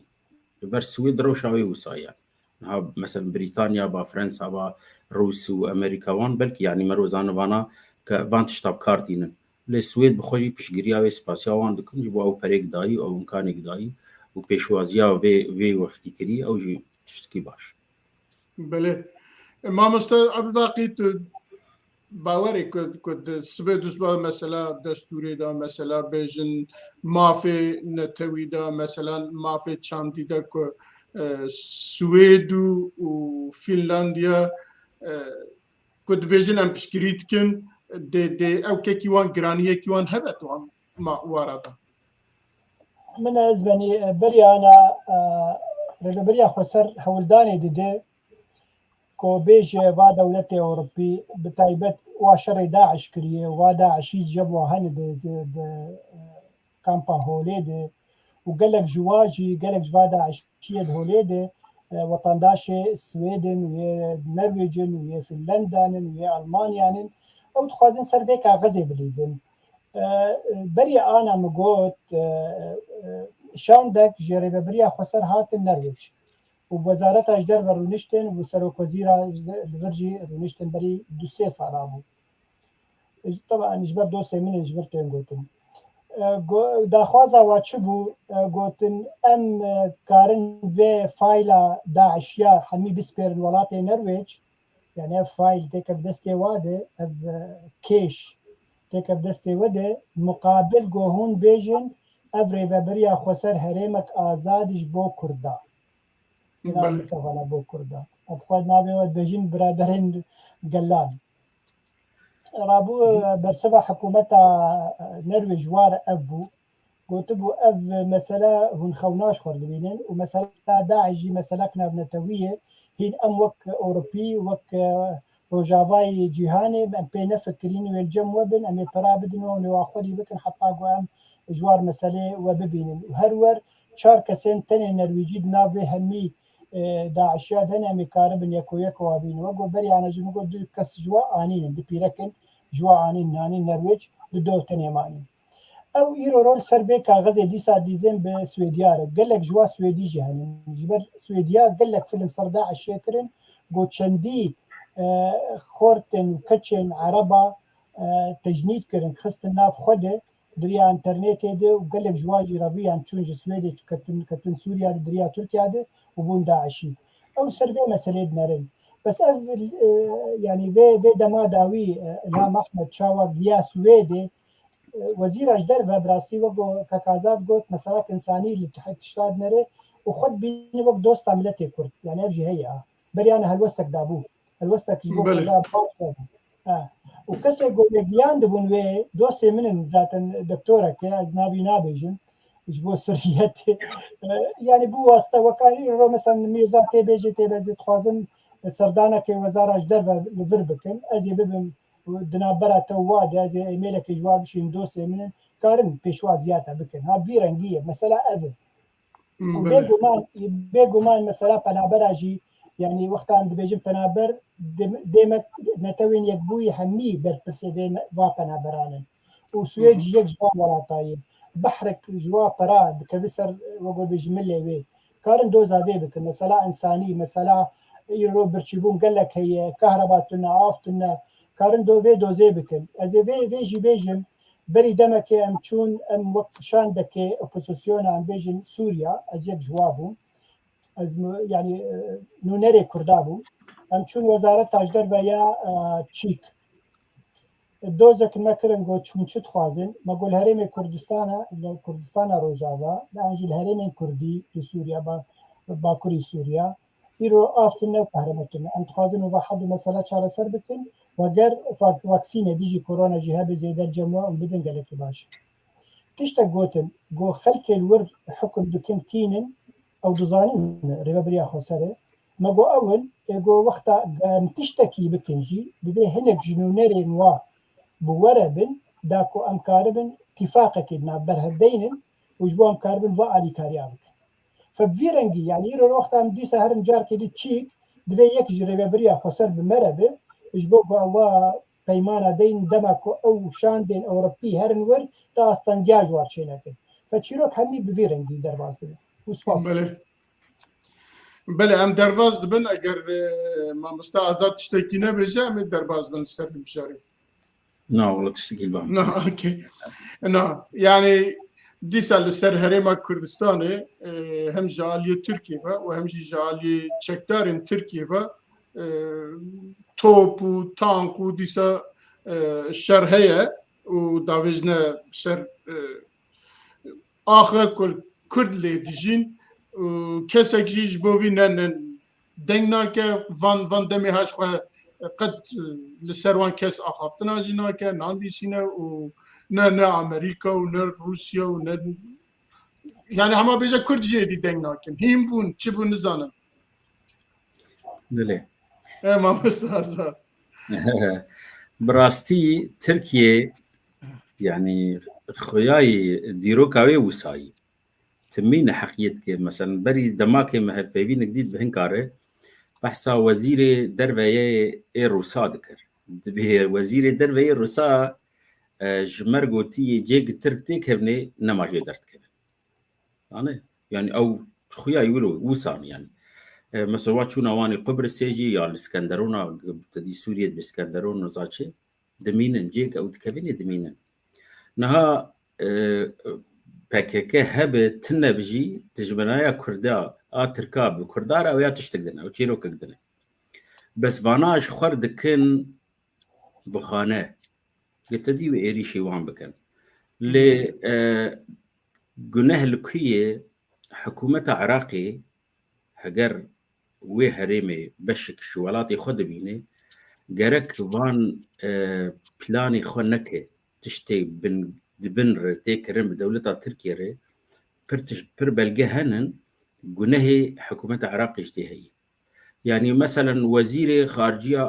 دروية وزير دروية عراقي هوشيار زيباري سروك وزير تركيا عراقي شو تركيا بيجو يفخرب بيج هاي وجهه بارد كيف بري كان سالكي يعني دولة عراقي بخجي حتى دركي رازية أريد بيجي يعني التلفزيون يخد الراجعان يخد بيجي من الرازي جبان تشتا لي حتى دركي جي بيجي بترسر بخلكي هبه يجا تركيا جي قبدس ويدركبه يعني وإيريش كرد كي بكل أوروبا جي كردستان جي يعني دريوي أوي تظن مرو بيجي مرو نبيش أوي يعني تبي وقتها مثلا حكومة عراقي أو بريار دا جا أمبارغو كيل سر كردستاني داي بالا فرقها هولير سكنان يا سليمانية دبيستو 4 ساعة ديك طيارنا ما تشوها هريما كردستاني دا عليا بوريديش خرو شام برخرا ما هو يشبكن كاوي حكومة كردستان ويشلوك ما مساعد فيجم أو بريار عفوا أو بريار حكومة عراقي بتنين نبو بريارة أمريكا وإنجليز أجيب سديسات بس تزانه يعني حكومة عراقي جهجر أو بش بدي تعرف بشك عراقة وقعت بعراقة فدرال قالك حتى دركي هما او دريه بوار نقرتانا يعني بريار از باور ناكم امريكا جوار قو طيارات سكنين امريكا قوم إشي خوجينا هنا تشيروك برسجريك ناف عراقي دي وهون شار سربكن امنكار بشجريا كسي جوا بكن لي وان وساكر يعني حكومه عراقي بخوغنا مالكي بخوجي يعني نيارتياوي بكردار تشتكي حركه زانه تركيا ويوسا بردوام بكن يعني بارجه ويل كردستاني زيدي 15 بارجه هان بريق السرف دك الويدري لشكري خو ولتشتي خو والخلكي بيتي جريدان بره تزانه قد قبول ناقي يعني اف مرسلا انه تدي دخو ياكرن انه ام حتى دركي في هرمي قبول دكن يعني او تدي بكوزي عراق نزعت تشتكي عراق تشيرو كولو وكردستان حتى هاجي تشتكينا يعني او كرجي جارا دلي خو خوش دكن من مرسلا آلي اگر آلا کردستانی اللي درکی دیتن لترکیه يعني پیشوازی که دبه لأوفیس که هاتی دانین یا تکلیه شخصی ولو جارنا تکرن حقی کرد اللي خو خوش تکن اللي براستيج نايت معني جبو ما أفكيرو كانا پیمان دناف وان دهينن آبورينه كرد نكارن برخوا بدن لبر إليش عسكري كرد نكارن نهيزا كردا دهيلي برخوا بدن وشربكن بدولة كي وقت تركيري ونا بشتا كردا خورتي يا أمريكا قد بشكريا كردا ناكي انه شري تركا بيكرن وش خوا عراق جيناكي ما كاويش كرد شبكن يجا حتى دركي كرد دبيل هفدو بكن دبي تشيرو كده حتى انا امباسا روجافاي كردستان كن ما مست يعني تركيا بله تركيا ودرنا بومباردمانت كنو توبارانت كنو چته خو بخو امباسا واندرات كسريكاني وجي كو كرد لي دجين نا يعني ترك شخلور بردك يعني بيجن بري چند روجا او جيك بمباران كجير بالحلف چند كرد بشتنا تناسكر تركيا حتى جيبي ويور بقهره تزانب بباراني بآنينا خلقي نخلق خوديه وي عرديبه وي او كاري خودك يعني تركيا بلاناوي سديست حاضريه خودك استراتيجيه خدانيه دبيجتنا وچن سال كي دبي افدر بي غهرتن يعني كاوي كرد شبكن يعني وقت دولة سوريا بخوا تزارب وروس وإيران تأمادي ناكن قوي هرمي رزقار بكن يا بشكريا خلكي وي هرمي بكن برخو بدن يعني سر الدانكي بكن شكرا هجني شر تركي بكن قد تشتيولو تني يعني الروس ناهلين جارنا كرد فقر درنا تزانه مثلا كردي اللي شابه مع عبد الباقي يقول قال لك جاراجي الروس بخوجي دبنا اصلا جوا وخل كانوا بقر بله ما مستعد باقي يعني بريز آزاد بله بريز آزاد ابراهيم باسا ربشيكير لهمبر ويا ام بجنها نيزي كي 300,000 كردي مير روجافاي لأوروبا نه گلوکو اینسیاتیفه کی داینن لهمبر وان تشتا و آلی کاریا آلیه دنجی خلقن آلیه دنجی بگرن دنی کار من تشتکی بکن یا ده هما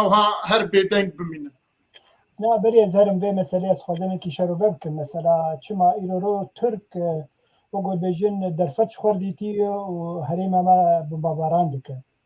براسي مثلا يعني ديمن بقلم بري لسوريا قلكي كومبليسيرته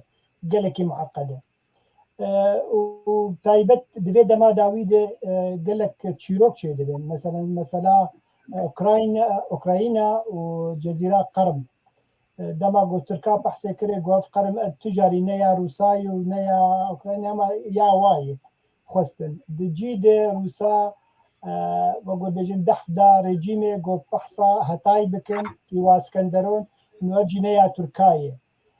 دفي مع معيدة ذاتن أمريكا وروس دفي دما داويجي نقل كي الهبن إيرو رو دبين الترك فرصتك جيري درفتك جيري قول تشتي قول بخوازة بك وبراسي وهادك وقت بيجي هناك بيمان دبن ماسيدة بنابرا رجيما تركا ورجيما سوريا تشي دبن هر دو جيت خوازن قصده قل كي لاواز بكن بچ رنگیش رنگابه اجبو اب مسألة شارع سرب بدنا براواده يعني يرو مديد شو حكومتها رجيمة بعث يا سوري يا بشار الأسد شو دير زوري أو جي هريمك عرباية لبنت قصد ديه شو يور قوتي خلاص جيرو بيفي أمي كاريا ومسألة ايكونومي بكن وكسين جو بريانا مزواد خست جبو عسكرية ولا عسكرية أو جي أمي لسروا بقى فيزن ديمك هيدي او هري من دين دستي قصد ده جالي رجيم تي بقطاندن ايش قصد في وجور في تركاجي او جي بمباران بكن دخوازن في مسألة قصد العواز بكزعي بكل مخابن قصد خوي حطانا جي وقت سياسة اب مسألة فهم نكرنا يعني بتخص ازفي بيجي باشا وقت ما زاد نما يعم خالك جرينج بمن بس مثلا انسياتيف ايش كرمت يعني وقو لايرو ريفا بريا خسر يعني انجي هريمي كردي روجافاي كردستان كرد نلسر هذن بيدي بجالي كيف دكشين وتربي بارتيين كو بخف غريداي وانا كسي دوري خدك ليفل اوروبا جعيني وهاي تيرو رو ابوچی در کبن خو پیشاندانه که قبول ناکن یکی دی بوار در کبن الا بصورت عبدالله او جالان هلدن وصالوغاني خبر برلين وچخي قبناي جمجي قبولناي كن وكسكي كرد روجاوات خوازه تشتكي جبو خلكي وربكه ام قبولنا كن صوتي عبد الله وجلال بهلدان ام خوازن خوف بيشاندان الدار كذا ام همي كرد بهفره على كردستان تاني بهلدان وما في ملتي كرد بهندر روجاواي كردستان جبر فيها انسياتيف تشينال مخابر باشا او انسياتيف ام بيجن اوانا رينادن انا كسا ام بيجن لنافولات ريفبريا خسر رينادا كاري خبكه اللي لاوروبا تش استنجيل بيشي هبره انا كسا فانا اورغانيزه بك او حقيقه هي يعني او قال كاراب كنفي كاري تاني بك وجوا تي خوستن جبر او ملتي دهندري روجافاي كردستان نا اسيرن ريفبريا خسرن او ملتي وينن گره خودیر وادر کده گرک بان همی سازی مرواتیه بکن گو خودیر واکا صادر کدن کمانی رو گلکی تشبها بون خلق فقیرن خلق جبرچین آدمر چلاهاتی مازوتن يعني اف كسي يعني كتشا خدي بي وريما بري خاصل وا خدي درنا كده ديما دبي انا كسي خدي وا در كده بتشرنجي جرنگا دريا دبلوماسي دريا بيفينا دبي دريا تكليات بولاتن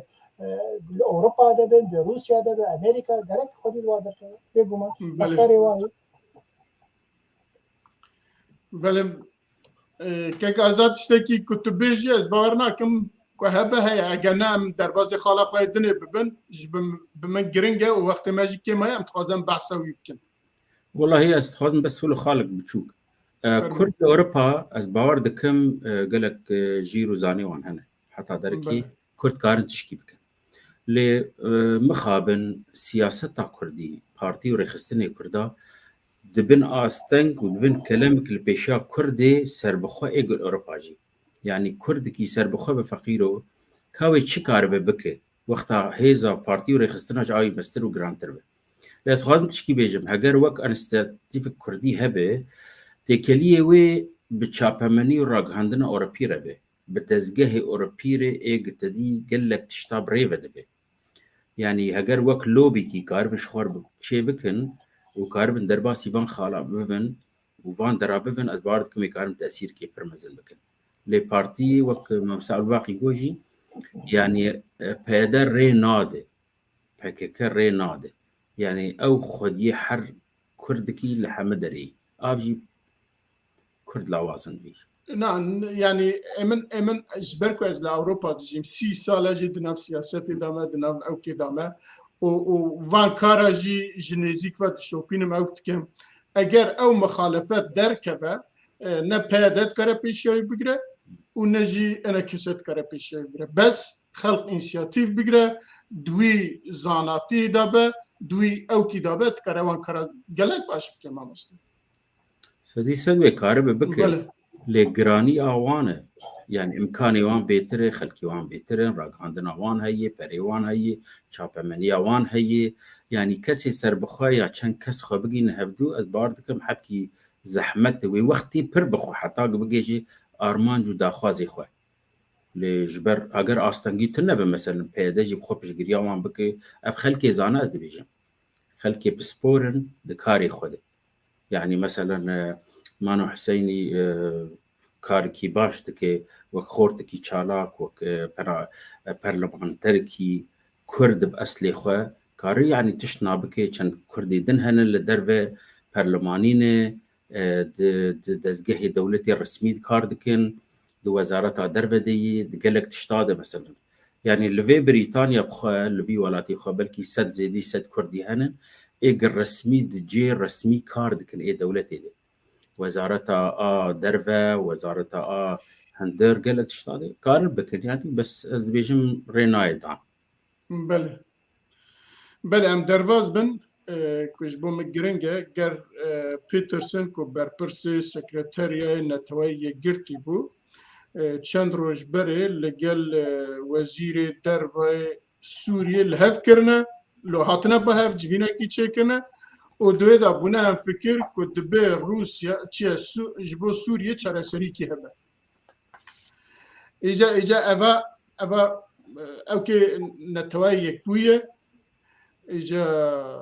بستر خواه تکاره تشتکی بکه یا جی کی ردایه ویا امریکا لپشت ویا روسیا لپشت ویا یا جی دولتین دل لپشت وینه اوا چاد کارن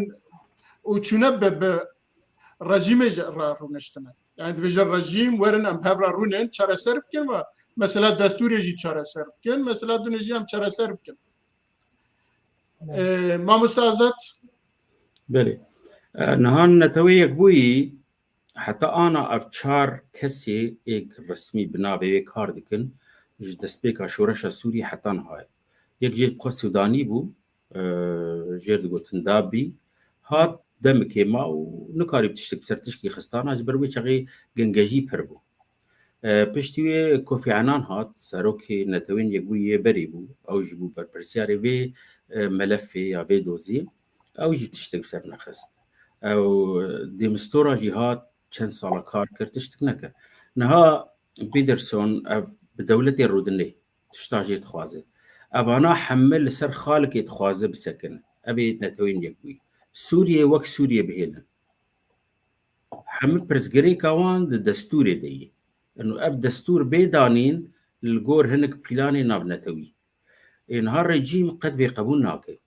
هاي جاتفان خالا دي وقت الهفدوناك اوبوزيسيون جيش خواه بريارا وان نا اوانه زانه يا سعوديه يا قطريه يا تركيه يا تدي جي خو بيب جريد انا اوبوزيسيون سوريا او جيناي قبركن ها برز احمد دبي جبو نتوين يقوي جبر نهيزك عسكريه زانه وحتى درك يجي الروس دبن كلام وايران دبن كلام البر افتشتي قلنا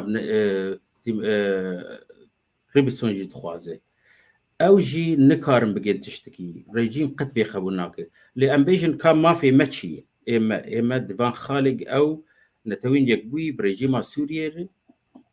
قفت قودك دبيجي هو كرد هم ولاتيه في ولاتي دبي قبول كرن وكاربن بشداربن آوا کرنا دانینا دستور سوریا پیش روشد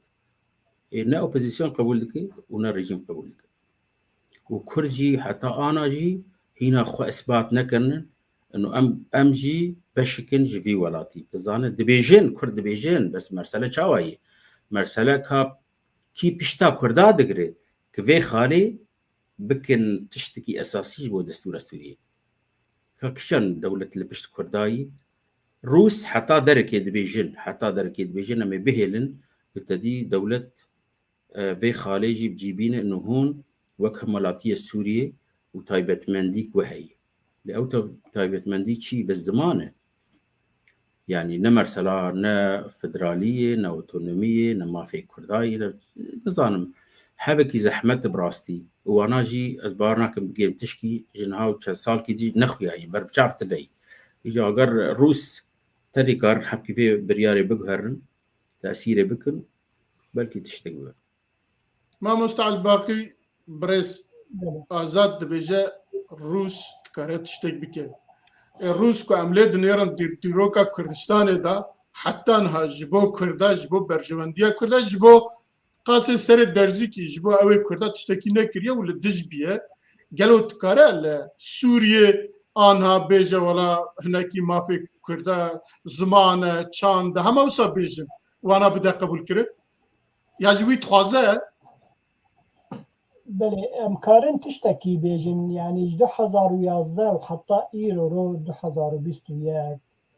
مثلا کردی کشا کردی گلکی بلا بویه خلق جیهان تفزانن گو کرد لسوریا هنن و هجمارا واپره و ریمی واهنن و طیبت مندیک واهی زمانی واهی چاندا واهی رژیم جی یعنی شاشما شما بری درو جا یکی ویدیو جمر شاند زانگوی حلبه زانگوی حلب سروک زانگوی حلب دبیجه بشه زمانه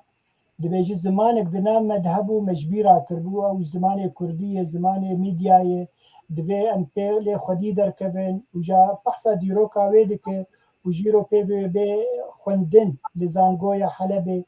و امو ملت کردن برانن و دوستن یعنی نامه یک مساجه که جریجیمه انو اگر پیش روژه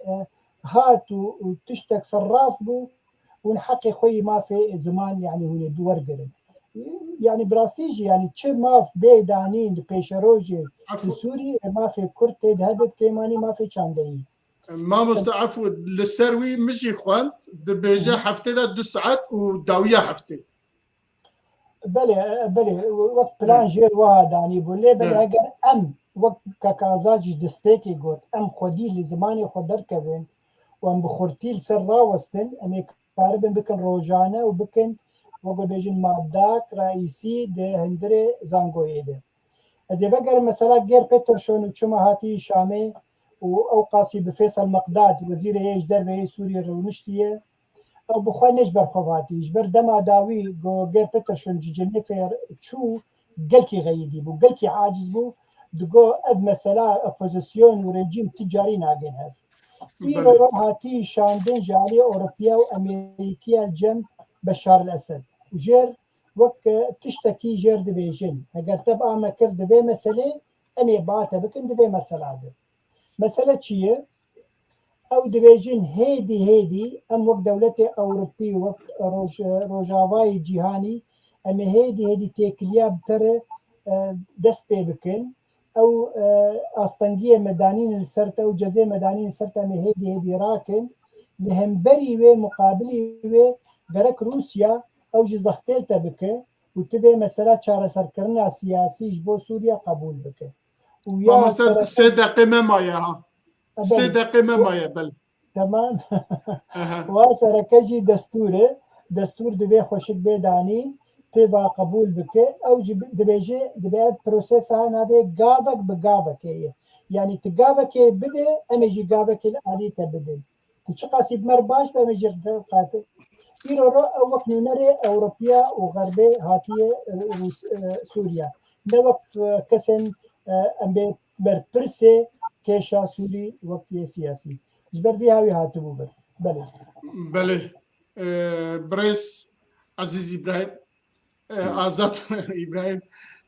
ام گلکی سپاس کن اگر هبه گوتنه خواه داویه جمرا بکه قاس دقیقه کی او که ما وقت ما نمایه امی خلاص بکن بله بخواه خازم تشتكي بيجن بلو وكرد يعني از نظانم تجربه ما دوی دیروکا دوری دریجد هفقی سال پرچه بندست بدولت وأم لسر خاكا خاون هفقي سال لأفان أنا تهلكا برمزل لسر مهي هجر جوهرتنا مي جغرافي بفي شكلي بردوان بفي ديموغرافيا كردستاني